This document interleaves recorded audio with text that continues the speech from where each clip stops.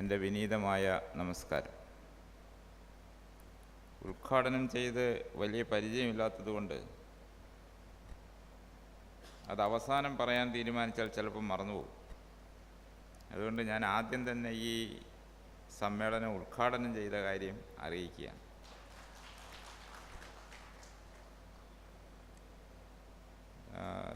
ശതാബ്ദിയിലേക്ക് കടന്നിരിക്കുന്ന രാഷ്ട്രീയ സ്വയംസേവക സംഘത്തിൻ്റെ പ്രവർത്തനം ഏത് തരത്തിലുള്ള സാമൂഹ്യ പരിവർത്തനമാണ് ഉണ്ടാക്കിയത് എന്നതിനെപ്പറ്റി സംസാരിക്കാനാണ് എന്നോട് ആവശ്യപ്പെട്ടത്. രാഷ്ട്രീയ സ്വയംസേവക സംഘത്തിൻ്റെ പ്രഖ്യാപിത ലക്ഷ്യം വൈഭവശാലിയായ രാഷ്ട്രം എന്നുള്ളതാണ്. വൈഭവശാലിയായ രാഷ്ട്രം എന്ന് പറഞ്ഞാൽ നേരത്തെ ഇവിടെ അധ്യക്ഷൻ സൂചിപ്പിച്ചതുപോലെ നമ്മുടെ ഭാരതത്തിൻ്റെ ഇൻഹറൻ്റായിട്ടുള്ള ശക്തി ആധ്യാത്മികതയാണ്. അപ്പോൾ ആധ്യാത്മികതയിൽ ഉറച്ചു നിന്നുകൊണ്ട് ഭൗതിക സമൃദ്ധി നേടുക എന്നുള്ളതാണ്. അപ്പോൾ അത് അങ്ങനെയുള്ള ഭാരതം, ആ ഭാരതത്തിൻ്റെ ഒരു ദൗത്യം, ഒരു ആഗോള ദൗത്യം എന്ന് പറയുന്നത് വിശ്വമംഗളമാണ്. വിശ്വമംഗളം സാക്ഷാത്കരിക്കാൻ കരുത്തുള്ള ഒരു ജനത, ഒരു രാഷ്ട്രം, അങ്ങനെയായി ഭാരതം രൂപപ്പെടണം എന്നുള്ളതാണ് രാഷ്ട്രീയ സ്വയംസേവക സംഘം 1925 മുതൽ, ഒരുപക്ഷെ അതിനു മുമ്പ് സംഘസ്ഥാപകനായ ഡോക്ടർ ജിയുടെ ചിന്തകളിൽ നിന്ന് ഉരുത്തിരിഞ്ഞ് വന്ന് ഇന്ന് വരെ എത്തിയിരിക്കുന്നത്. അപ്പോൾ ഈ വൈഭവശാലിയായ രാഷ്ട്രം എന്ന ലക്ഷ്യം നേടുന്നതിന് വളരെ കൃത്യമായ ഒരു മുന്നുപാധി സംഘം മുന്നോട്ട് വെച്ചിട്ടുണ്ട്, കണ്ടിട്ടുണ്ട് ഉള്ളിൽ. ആ മുന്നുപാധി എന്ന് പറയുന്നത് ഓർഗനൈസ്ഡ് സൊസൈറ്റി എന്നുള്ളതാണ്. സംഘടിതവും ശക്തിശാലിയുമായ സമാജം ഉണ്ടാവുക. ഒരു രാഷ്ട്രത്തിൻ്റെ സമാജം ദുർബലമാണെങ്കിൽ, അത് ശിഥിലമാണെങ്കിൽ, ആ രാഷ്ട്രത്തിന് വൈഭവത്തിലേക്ക് മുന്നേറാൻ സാധ്യമല്ല, അത് സാക്ഷാത്കരിക്കാൻ പറ്റില്ല. ഓർഗനൈസ്ഡ് സൊസൈറ്റി രൂപപ്പെടുക എന്നുള്ളതാണ് സംഘത്തിൻ്റെ നിരന്തരമായ പ്രവർത്തനം കൊണ്ടുണ്ടാകേണ്ട സാമൂഹ്യ മാറ്റം, സാമൂഹ്യ പരിവർത്തനം. അപ്പോൾ ഈ ഓർഗനൈസ്ഡ് സൊസൈറ്റി എന്ന് പറയുന്നത് ഒരു ഓർഗനൈസേഷൻ അല്ല. അതുകൊണ്ട് തന്നെ രാഷ്ട്രീയ സ്വയംസേവക സംഘം ഒരു ഓർഗനൈസേഷൻ അല്ല, ഒരു ഓർഗനൈസ്ഡ് സൊസൈറ്റിക്ക് വേണ്ടിയിട്ടുള്ള ഒരു പ്രവർത്തനമാണ്. അപ്പോൾ അത് തമ്മിലുള്ള വ്യത്യാസം എന്താണ്? എങ്ങനെയാണ് ഒരു സൊസൈറ്റി ഓർഗനൈസ്ഡ് ആവുക?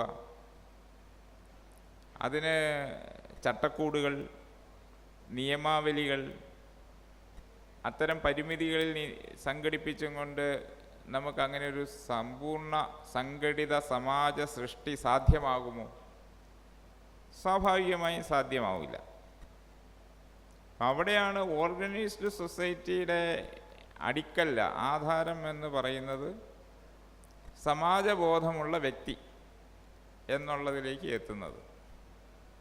ഒരു സമൂഹത്തിലെ വ്യക്തികൾ സാമൂഹ്യബോധമുള്ളവരാകുമ്പോൾ, അതായത് ഈ സമാജം എൻ്റെ സമാജമാണ്, ഈ സമാജത്തിൻ്റെ സുഖദുഃഖങ്ങൾ എൻ്റെ സുഖദുഃഖങ്ങളാണ് എന്ന രീതിയിൽ സമാജ ജീവിതവുമായി താദാത്മ്യം പ്രാപിക്കുന്ന, വൈകാരികമായി ഐക്യത്തിൻ്റെ അനുഭൂതി ഉൾക്കൊള്ളുന്ന തലത്തിലേക്ക് വ്യക്തികളുടെ മനസ്സ്, ചിന്ത, ജീവിതം മാറുമ്പോഴാണ് ആ സമാജം ഒരു ഓർഗനൈസ്ഡ് സൊസൈറ്റി ആവുന്നത്. സ്വാഭാവികമായും നമുക്കറിയാം, ഒരു സമൂഹത്തിലെ 100% ആളുകളിലും അത് സംഭവിക്കുക സാധ്യമല്ല. അപ്പോൾ ഒരു നിശ്ചിത ശതമാനം ആളുകളിൽ അത് സംഭവിച്ചാൽ, ആ നിശ്ചിത ശതമാനം ആളുകളുടെ പ്രഭാവം കൊണ്ട്, പ്രതിഭ കൊണ്ട്, പ്രഭാവം കൊണ്ട് അവർക്ക് ചുറ്റുമുള്ള സമാജം ഒരു ഓർഗനൈസ്ഡ് സമാജത്തിൻ്റെ സ്വഭാവം പ്രകടിപ്പിക്കും. ഇതാണ് ഡോക്ടർ എഡ്ഗവാറിൻ്റെ ഒരു സോഷ്യൽ ഒരു തിയറി എന്ന് പറയാവുന്ന സാധനം ഇതാണ്. അപ്പോൾ അതുകൊണ്ട് വ്യക്തി എന്നുള്ള വിഷയത്തിൽ കൂടുതൽ ശ്രദ്ധ കേന്ദ്രീകരിച്ചു. അപ്പോൾ വ്യക്തികളിൽ സമാജബോധം ഉണ്ടാക്കുന്ന പ്രവർത്തനം നമ്മുടെ സംഘത്തിൻ്റെ ഭാഷയിൽ പറഞ്ഞാൽ സ്വയംസേവകത്വ നിർമ്മാണം. അതാണ് സംഘത്തിൻ്റെ പ്രവർത്തനം. അത് നടന്നു കഴിഞ്ഞാൽ പിന്നെ ഈ സമാജബോധമുള്ള വ്യക്തികളുടെ സ്വാഭാവികമായ ജീവിത പ്രക്രിയയിലൂടെ സമ്പൂർണ്ണ സമാജം രൂപപ്പെടുകയും സംഘടിത സമാജവും ശക്തിശാലിയായ സമാജവും രൂപപ്പെടുകയും ആ സമാജം അങ്ങനെ രൂപപ്പെടുമ്പോൾ രാഷ്ട്രം സ്വാഭാവികമായി വൈഭവത്തിലേക്ക് മുന്നേറുകയും അങ്ങനെ ഭാരതം വൈഭവശാലിയാകുമ്പോൾ അതിൻ്റെ പ്രഭ കൊണ്ട് ലോകത്ത് വിശ്വമംഗളം സംഭവിക്കുകയും ചെയ്യും.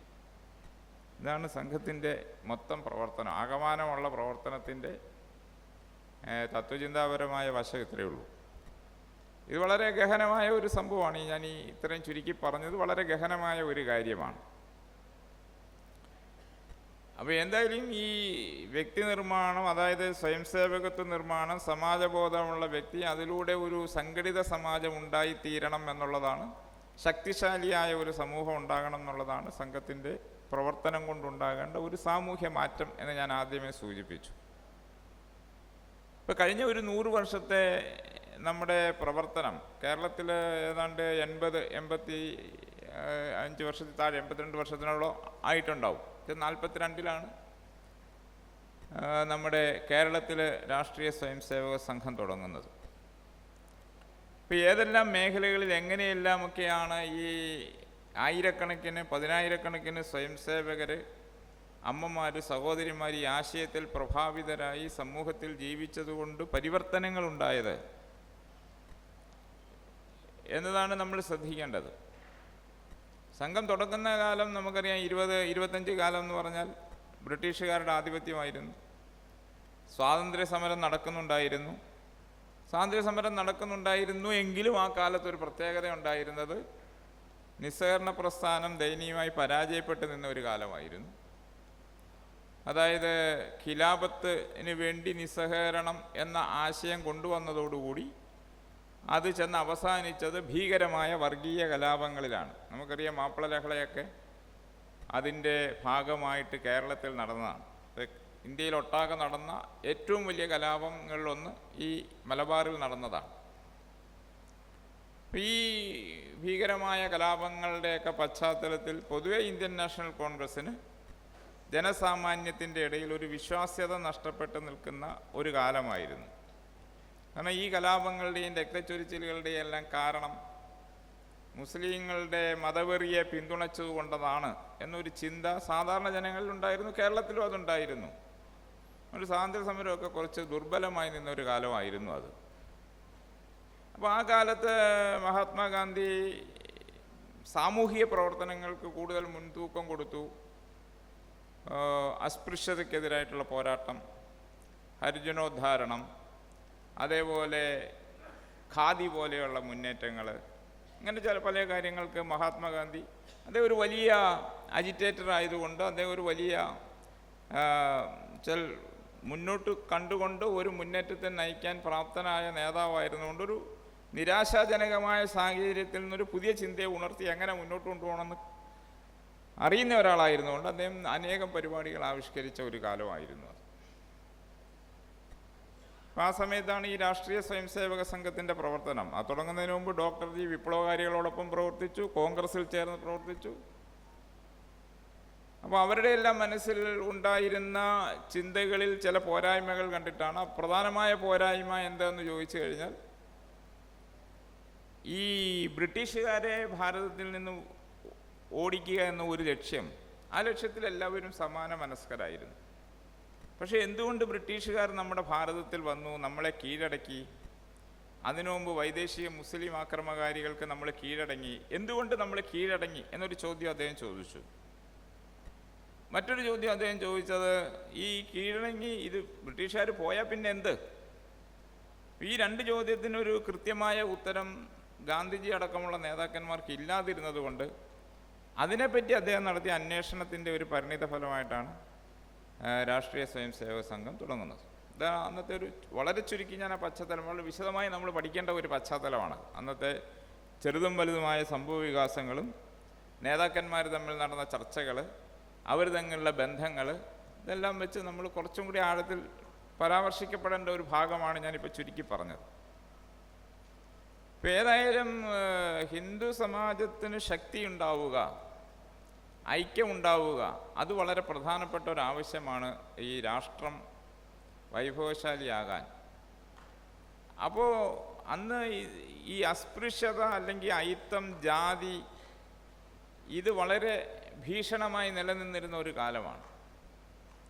അപ്പം ആ കാലത്ത് സ്വാഭാവികമായിട്ടും ഒരു സമ്പൂർണവും സംഘടിതവുമായ ഒരു സമാജം ഉണ്ടാകണമെങ്കിൽ അത് ഇല്ലാതായാലേ പറ്റുള്ളൂ. അസ്പൃശ്യതയില്ലാത്ത, അയിത്തമില്ലാത്ത എല്ലാ ജാതി വിഭാഗങ്ങളിൽപ്പെട്ടവർക്കും ഒന്നിച്ച് പരസ്പര ഏകോദര സഹോദരങ്ങളെ പോലെ ഒന്നിച്ച് കഴിയാവുന്ന ഒരു അന്തരീക്ഷം സംജാതമാകണം. അതല്ലാതെ ഇതിന് മറ്റൊരു മാർഗമില്ല. അപ്പോൾ ഒന്നാമത്തെ കടമ്പ അതായിരുന്നു. അത് എങ്ങനെ മറികടക്കാൻ പറ്റും? ഒരുപാട് പ്രവർത്തനങ്ങൾ ഈ ലക്ഷ്യത്തിൽ നമ്മുടെ രാജ്യത്ത് മഹാത്മാഗാന്ധി തന്നെ അയിത്തമില്ലാതാക്കാൻ അയിത്തോച്ചാടന പ്രവർത്തനങ്ങൾ ധാരാളം നടത്തിയിട്ടുണ്ട്. ഡോക്ടർ അംബേദ്കർ അദ്ദേഹത്തിൻ്റെ ജീവിതം മുഴുവൻ ഈ ഒരു ആശയത്തിന് സമർപ്പിച്ച ഒരാളായിരുന്നു. കാരണം അദ്ദേഹം ആ മേഖലയിൽ നിന്ന് അയിത്തം അനുഭവിച്ച് വന്ന ഒരു സമൂഹത്തിൻ്റെ നേതാവായി ഉയർന്നു വന്നയാളായിരുന്നു. അപ്പോൾ അത് അങ്ങനെ ഒരുപാട് പ്രവർത്തനം, വീര സവർക്കർ അദ്ദേഹത്തിൻ്റെ രീതിയിൽ ഈ രംഗത്ത് പ്രവർത്തിക്കുന്നുണ്ടായിരുന്നു. ഒരുപാട് സാമൂഹ്യ നവോത്ഥാന നായകന്മാർ, ആധ്യാത്മിക ആചാര്യന്മാർ, ദയാനന്ദ സരസ്വതിയെ പോലെയുള്ള ആൾക്കാർ, അങ്ങനെ ഒരുപാട് പേര് നമ്മുടെ ഭാരതത്തിലൊട്ടാകെ, കേരളത്തിലെ ശ്രീനാരായണ ഗുരു, ചട്ടമ്പി സ്വാമി, ഇങ്ങനെ ധാരാളം പേര് രംഗത്ത് പ്രവർത്തിക്കുന്നുണ്ടായിരുന്നു. ഇപ്പം ഡോക്ടർ ജി ഇതിൽ നിന്ന് വളരെ വ്യത്യസ്തമായിട്ടുള്ള ഒരു പ്രവർത്തന ശൈലിയാണ് ഉൾക്കൊണ്ടത്. അദ്ദേഹം അയിത്തത്തെ പറ്റിയോ അസ്പൃശ്യതയെ പറ്റിയോ ജാതിയെ പറ്റിയോ ഒന്നും പറഞ്ഞില്ല. പക്ഷെ നമ്മൾ ഒരു വലിയ എൻറ്റിറ്റി അദ്ദേഹം മുന്നിൽ വെച്ചു, ഒരു വലിയ ആശയം മുന്നിൽ വെച്ചു. നമ്മൾ ആരാന്നുള്ള ചോദ്യത്തിന് നമ്മൾ ഹിന്ദു എന്നുള്ള ഉത്തരം അദ്ദേഹം മുന്നിൽ വെച്ചു. ഓരോ ഭാരതീയനും ഹിന്ദുവാണ്. ആ ധാരണ കുറയ്ക്കുന്നതോടുകൂടി പിന്നെ അതിനുള്ളിൽ ജാതിയില്ല, മറ്റു ഉച്ചനീചങ്ങളില്ല, ഇത് വരും. ഇപ്പോൾ ഡോക്ടർ ജിയുടെ പ്രഭാഷണങ്ങളൊക്കെ ശ്രദ്ധിച്ചാൽ നമ്മളുടെ കൃത്യമായിട്ട് മനസ്സിലാവും, നമ്മൾ ഉള്ളിൽ ഹിന്ദുവാണ് എന്ന് ഉറച്ചു കഴിഞ്ഞാൽ അസ്പൃശ്യത താനെ ഇല്ലാതാകും. ഇതായിരുന്നു അദ്ദേഹത്തിൻ്റെ കാഴ്ചപ്പാട്. അതുകൊണ്ട് സംഘത്തിൻ്റെ ശാഖകളിൽ ആദ്യന്തം ഈ ഒരു കാര്യം മാത്രമേ ഉള്ളൂ. വേറെ യാതൊരു തരത്തിലുള്ള ചിന്തകൾ, ഭേദചിന്തകൾ, ഭാരതീയൻ അഥവാ ഹിന്ദു, ഇത് രണ്ടും ഒന്നാണ്. അപ്പം നാം ഹിന്ദു എന്നുള്ള ആശയത്തിൽ നമ്മൾ ഒന്നിച്ചു കൂടുന്നു. അപ്പോൾ അതുകൊണ്ട് തുടക്കം മുതൽ ശാഖയിൽ വന്ന പ്രവർത്തകരെ, സ്വയം സേവകരെ സമൂഹത്തിൻ്റെ എല്ലാ വിഭാഗങ്ങളിലേക്കും ഇറങ്ങിച്ചെന്നു. അവിടെ നിന്നൊക്കെ സ്വയം സേവകർ ശാഖകളിൽ വന്നു. അവർ ജാതിയെപ്പറ്റി ചിന്തിക്കാതെ, ജാതിയെപ്പറ്റി ചോദിക്കാതെ, ജാതി പറയാതെ അവർ ശാഖയിൽ പ്രവർത്തിച്ചു. എന്നോടൊപ്പം ദീർഘകാലം പ്രചാരകനായിരുന്ന നമ്മുടെ ഒരു കാര്യകർത്താവ്, അദ്ദേഹം ജില്ലാ പ്രചാരകമായിരുന്നു, ജില്ലാ കാര്യവാഹായിരുന്നു പ്രചാരകഷിപ്പിൽ നിന്ന് വന്നതിന് ശേഷം. പിന്നീട് വിഭാഗ് കാര്യവാഹായി, പിന്നീട് സംഘത്തിൻ്റെ സംസ്ഥാന തലത്തിൽ ചുമതലയിൽ ഞങ്ങൾ അദ്ദേഹമായിട്ട് വളരെ ക്ലോസ് ഫ്രണ്ട്സാണ്. പക്ഷേ അദ്ദേഹം വളരെ പെട്ടെന്ന് അസ്വാഭാവികമായി മരിച്ചുപോയി. ഒരു ദിവസം കട്ടിലിൽ അദ്ദേഹം മരിച്ചു. അതാണ് അദ്ദേഹത്തിൻ്റെ അവസ്ഥ. ഹാർട്ട് അറ്റാക്ക് ആയിരുന്നു. ഈ മരിച്ച ദിവസമാണ് ദൗർഭാഗ്യവശാൽ എനിക്ക് അദ്ദേഹത്തിൻ്റെ വീട്ടിൽ പോകാൻ പറ്റിയത്. വാസ്തവത്തിൽ അദ്ദേഹം ഏത് ജാതിക്കാരനാണെന്ന് ഞാൻ അറിയുന്നത് അന്നാണ്. അത്രയും കാലം എൻ്റെ കൂടെ ഒന്നിച്ച് എന്തെല്ലാം കാര്യങ്ങൾക്ക് വന്നിട്ടുണ്ട്, ഒന്നിച്ച് ഹോട്ടലിൽ പോയി ഭക്ഷണം കഴിച്ചിട്ടുണ്ട്, ഞങ്ങൾ ഒന്നിച്ച് ക്യാമ്പിലൊക്കെ വന്നു കഴിഞ്ഞാൽ ഞങ്ങൾ ഒന്നിച്ചാണ് അപ്പോഴും. അപ്പോൾ അത് ഈ അവിടെ നടക്കുന്ന മരണാനന്തര ചടങ്ങുകൾ ഒരു പ്രത്യേക ജാതി വിഭാഗത്തിൻ്റെ നേതാക്കന്മാർ കൈകാര്യം ചെയ്യുന്നു. ആ വീട്ടിനുള്ളിലെ ഫോട്ടോ ഇതൊക്കെ കണ്ടപ്പോൾ എനിക്ക് മനസ്സിലായി ഇദ്ദേഹം ഇന്ന സമുദായമാണെന്ന്. ഇപ്പം ഞാൻ പറയുന്ന അത്രമാത്രം ജാതിയെപ്പറ്റി ചിന്തിക്കാതെ, പ്രവർത്തിക്കാതെ, അതിനെപ്പറ്റി ആലോചിക്കുക പോലും ചെയ്യാതെ മുന്നോട്ട് പോകുന്ന ഒരു തരത്തിൽ ശ്രീനാരായണ ഗുരുദേവൻ പറഞ്ഞില്ലേ, ജാതിഭേദം മതദ്വേഷം ഏതുമില്ലാതെ സർവരും സോദരത്വേന വാഴുന്ന മാതൃകാസ്ഥാനം എന്ന് പറയാവുന്ന ഏകസ്ഥാനം രാഷ്ട്രീയ സ്വയംസേവക സംഘത്തിൻ്റെ സംഘസ്ഥാനമാണ് ഇന്ന് ഭാരതത്തിൽ. അപ്പോൾ ആ വിഷയത്തിൽ വിപ്ലവകരമായ പരിവർത്തനമാണ് ഡോക്ടർ ജി വരുത്തിയത്. അതുകൊണ്ട് മഹാത്മാഗാന്ധി 1924 സംഘത്തിൻ്റെ ശിബിരം സന്ദർശിച്ചു. 34 സംഘത്തിൻ്റെ ശിബിരം, വാർധയിൽ നടക്കുന്ന ശിബിരം, അതിൻ്റെ അടുത്തുള്ള ഗാന്ധി ആശ്രമത്തിൽ ഗാന്ധിജി വന്നു. അപ്പോൾ അവിടെ RSSൻ്റെ ക്യാമ്പ് നടക്കുന്നു പറഞ്ഞപ്പോൾ ഗാന്ധിജി ശിബിരത്തിലേക്ക് ആളെ അയച്ചു. അദ്ദേഹത്തിന് അവിടെ വരണമെന്ന് ആഗ്രഹമുണ്ട്. അപ്പോൾ ആ ശിബിരത്തിൻ്റെ ചുമതലക്കാരനായിട്ടുള്ള അപ്പാജി ജോഷി എന്ന സംഘചാലകാണ്, വാർധ ജില്ലയുടെ സംഘചാലകാണ്. അദ്ദേഹം നേരെ ഗാന്ധി ആശ്രമത്തിൽ പോയി ഗാന്ധിജിയെ കൂട്ടി ശിബിരത്തിൽ കൊണ്ടുവന്നു. അപ്പോൾ ശിബിരത്തിൽ ഏതാണ്ട് 1500ഓളം സ്വയംസേവകരുണ്ട്. അപ്പോൾ അദ്ദേഹം ചോദിച്ചു, ഇവിടെ നിങ്ങൾ ഹിന്ദുക്കളുടെ എല്ലാ ജാതിക്കാരും ഇതിലുണ്ടോ? അപ്പോൾ അപ്പാജി പറഞ്ഞു, അതെനിക്കറിയത്തില്ല. അതെന്താ നിങ്ങളതെന്താ നോക്കാതെ? അത് ഞങ്ങളങ്ങനെ ജാതി നോക്കാറില്ല. അത് ശരി, അതിപ്പോൾ എങ്ങനെ അറിയും? നിങ്ങൾക്ക് ഇപ്പോൾ ഒന്ന് ചോദിച്ചൂടെ? അപ്പോൾ അദ്ദേഹം പറഞ്ഞു, അത് ഞങ്ങൾക്ക് ചോദിക്കാൻ പറ്റില്ല, കാരണം ഞങ്ങൾ ഹിന്ദു എന്നുള്ള ഒറ്റ കൺസെപ്റ്റിലാണ് ഇവരെല്ലാം സംഘടിപ്പിച്ചിരിക്കുന്നത്, അതുകൊണ്ട് ഞങ്ങൾ ചോദിക്കില്ല. അപ്പോൾ ചോദിച്ചു, എന്നാൽ ഞാനന്ന് ചോദിച്ചറിയുന്നതിന് വിരോധമുണ്ടോ? ഒരു വിരോധവും ഇല്ല, അങ്ങ് ചോദിച്ചാട്ടെ എന്ന് പറഞ്ഞു. എല്ലാ സൗകര്യങ്ങളും ജെറുസലേം വിളിച്ചിരുത്തി ഓരോരുത്തരോടും ജാതിയൊക്കെ ചോദിച്ചപ്പോൾ ഏതാണ്ട് ഒരു 300ഓളം പേര് അസ്പൃശ്യ സമൂഹത്തിൽപ്പെട്ട ആൾക്കാരാണ് ഈ 1500 പേരിൽ അവിടെ ഉള്ളത്. അത് കണ്ട് ഗാന്ധിജിയുടെ കണ്ണ് തെളിപ്പി.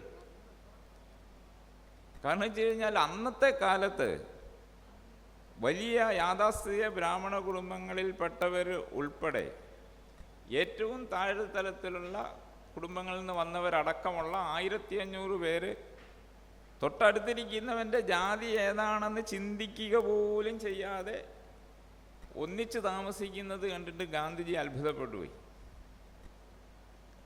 അപ്പോൾ ഗാന്ധിജി പിന്നീട് ഡോക്ടർ ജിയെ കാണാൻ ആഗ്രഹം പ്രകടിപ്പിച്ചു.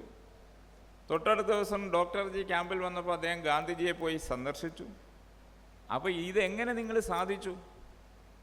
അദ്ദേഹം പറഞ്ഞത്, ഈ അസ്പൃശ്യത ഇല്ലാതാക്കാൻ വേണ്ടി അതിന് പ്രവർത്തിക്കാൻ പ്രവർത്തകർക്ക് ഞാൻ പൈസ കൊടുത്ത് പ്രവർത്തിപ്പിക്കുന്നു, എന്നിട്ട് ഇതുപോലൊരു ദൃശ്യം എനിക്ക് കാണാൻ സാധിച്ചില്ല. അപ്പം നിങ്ങൾക്ക് ഇത് എങ്ങനെയാണ് ഇതിൻ്റെ പണം, ഇതെങ്ങനെയാണ് നിങ്ങൾ ചെയ്തിരിക്കുന്നത്? അപ്പോൾ ഡോക്ടർ ചോദിച്ചത് സ്വാഭാവികമായി സംഭവിച്ചതാണ്, ഞങ്ങളതിനെപ്പറ്റി ചിന്തിക്കാറില്ല, പറയാറില്ല. ഞങ്ങളിതാ ജാതി നിർമ്മാർജ്ജനം നടത്താൻ പോകുന്നു, ഞങ്ങളത് പറയാറില്ല. ഞങ്ങൾ ഹിന്ദു എന്നുള്ള നിലയിൽ എല്ലാവരെയും സംഘടിപ്പിക്കുന്നു. അതിൻ്റെ അപ്പോൾ ഗാന്ധിജി പറഞ്ഞു, നിങ്ങൾ അസാമാന്യനായ ഒരു സംഘാടകനാണ്, നിങ്ങളുടെ ഈ പ്രവർത്തനം എത്രയും വേഗം വിജയിക്കട്ടെ എന്ന് ഗാന്ധിജി ഡോക്ടർ ജിയെ അനുഗ്രഹിച്ചു, ആശംസിച്ചു. ഇതിപ്പോൾ ഞാൻ പറയാൻ കാരണം നമ്മുടെ കേരളത്തിലെയൊക്കെ പല ചർച്ചകളിലും സംഘത്തിനെതിരെ ഗാന്ധിജിയെ നിർത്തിക്കൊണ്ടുള്ള പല ചർച്ചകളും നമ്മൾ കണ്ടിട്ടുണ്ടാവും. വാസ്തവത്തിൽ ഇതാണ് വസ്തുത. ഇത് തന്നെയായിരുന്നു ഡോക്ടർ അംബേദ്കറുടെ അനുഭവം.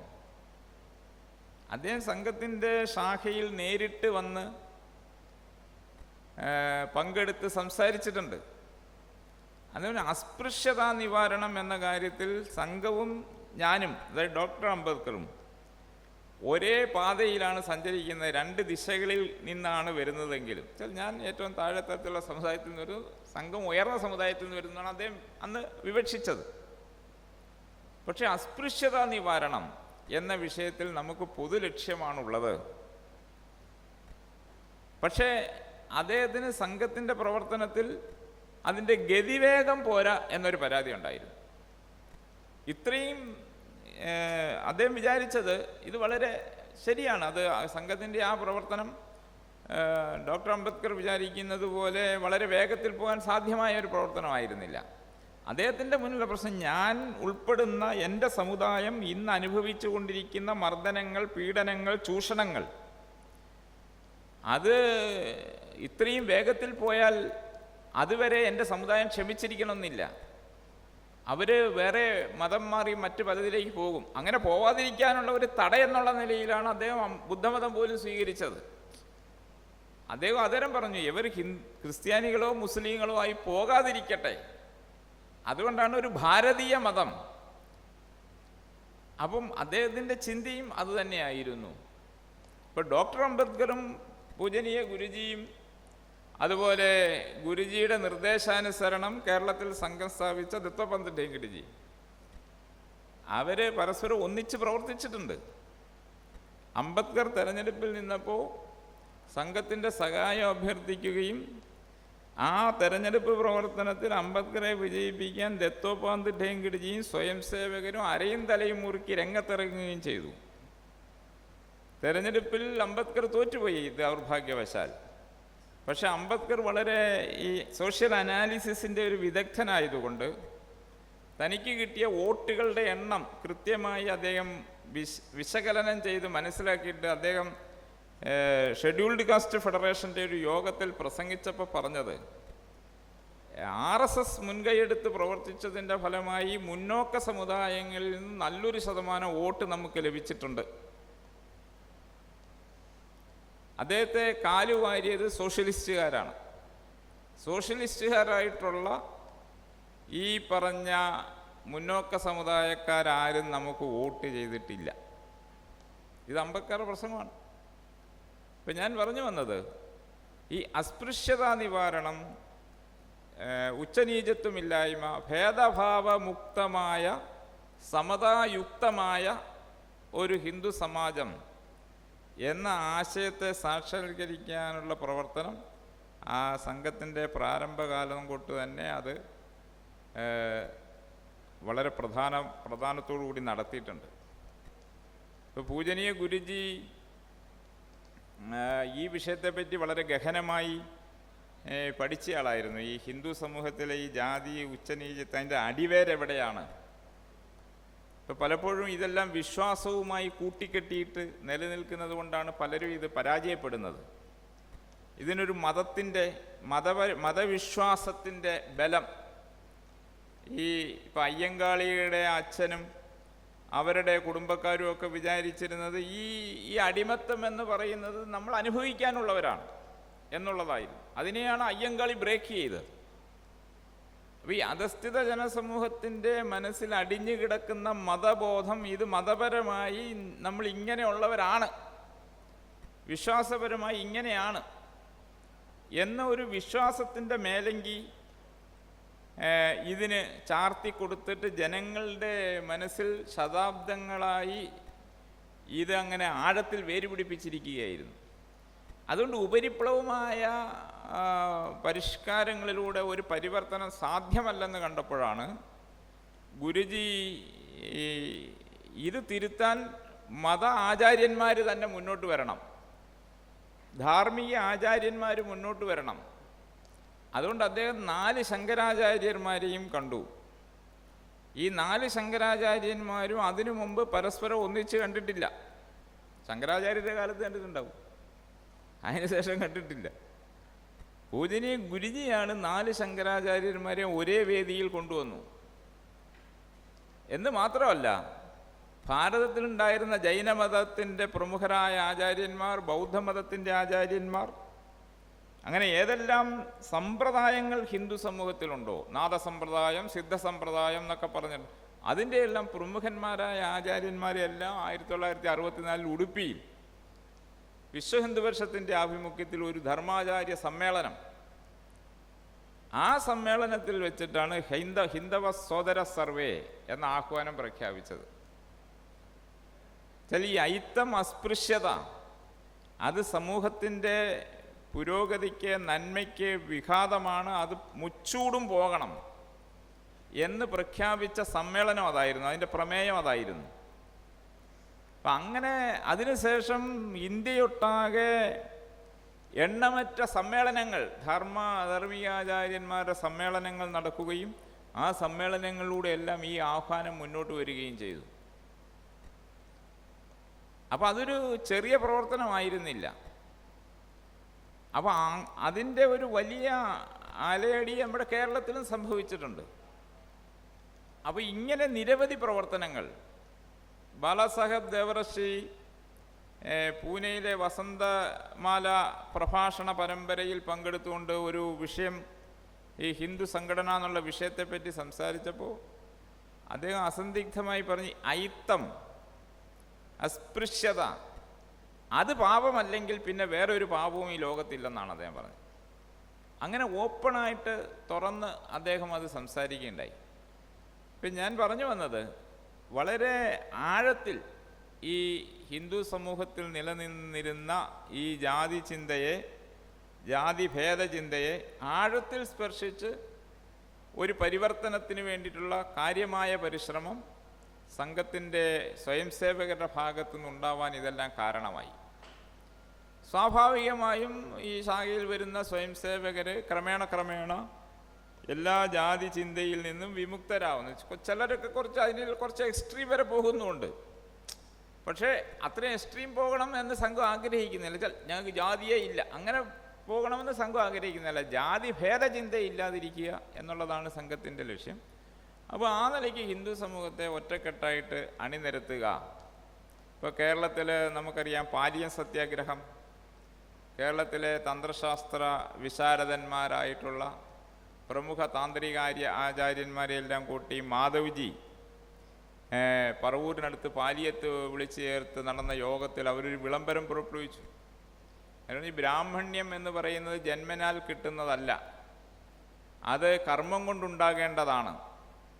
അങ്ങനെ കർമ്മം കൊണ്ട് ബ്രാഹ്മണത്വം വെച്ചാൽ ആ ബ്രാഹ്മണത്വം അംബേദ്കർ തന്നെ പറഞ്ഞതെന്ന് വെച്ചാൽ, ഞാൻ ഈ ബ്രാഹ്മണർക്കെതിരല്ല, പക്ഷെ ബ്രാഹ്മണ്യം എന്ന് പറയുന്ന അവർ കൊണ്ട് നടക്കുന്ന ചില മേൽക്കോയ്മ സിദ്ധാന്തങ്ങൾക്കാണ് ഞാൻ എതിര്.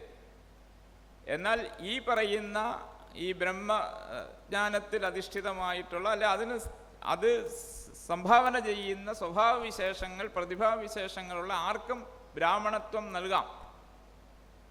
അപ്പം ജന്മം കൊണ്ടല്ല ഇത് സിദ്ധിക്കുന്ന, അങ്ങനെയുള്ള ആർക്കും ക്ഷേത്രങ്ങളിലെ തന്ത്രപൂജാദികളിൽ പങ്കെടുക്കാം എന്നെല്ലാം പറഞ്ഞുകൊണ്ട് പാലിയം വിളംബരം പ്രഖ്യാപിച്ചു. അതൊക്കെ വലിയ ഞെട്ടലുണ്ടാക്കിയ, യാഥാസ്ഥിതിക കേന്ദ്രങ്ങളിൽ ഞെട്ടലുണ്ടാക്കിയ സംഭവങ്ങളായിരുന്നു.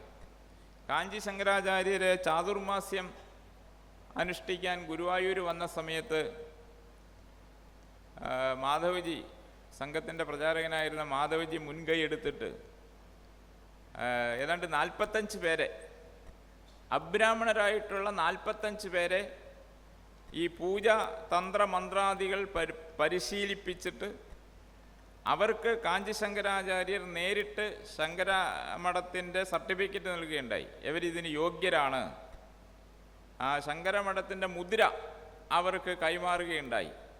ആ 45 പേരിൽ 2 പേര് മുക്കുവരാണ്, 2 പേര് ഹരിജനങ്ങളാണ്, ബാക്കിയുള്ളവർ ഈഴവ സമുദായത്തിൽപ്പെട്ടവരാണ്. അപ്പോൾ ഇത് സംഘത്തിൻ്റെ പ്രചാരകൻ മുൻകൈയെടുത്ത് നടന്ന ഒരു പ്രവർത്തനമാണ്. അപ്പോൾ ഈ പ്രവർത്തനവും നടന്നിട്ടുണ്ട്. ഇപ്പം ഏതായാലും സംഘത്തിൻ്റെ ദൈനംദിന ശാഖ ഈ ഭേദയുക്തമായിട്ടുള്ള ഹിന്ദു സമൂഹത്തിനൊരു പരിഹാരമാണ്.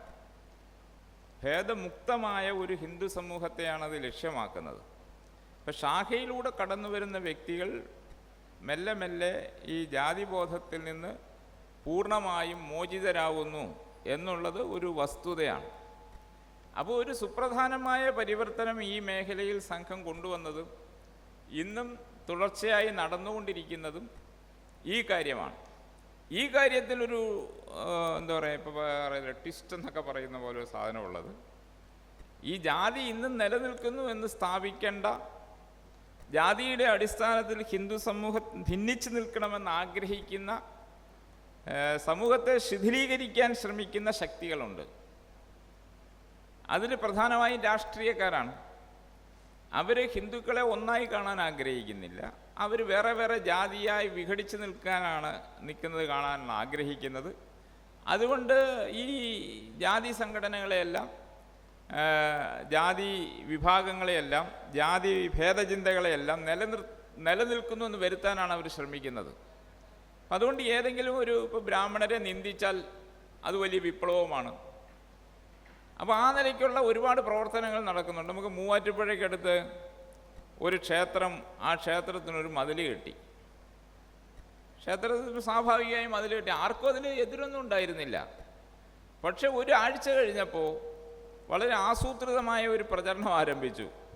അതൊരു ജാതി മതിലാണത്രേ. എന്താണ് ജാതി മതിലെന്ന് പറയാൻ കാരണം? ആ മതിൽ കെട്ടുന്നതിന് മുമ്പ് ആ ക്ഷേത്രത്തിൻ്റെ പറമ്പിലൂടെ കുറുകിന് കടന്ന് റോഡിലെത്താം.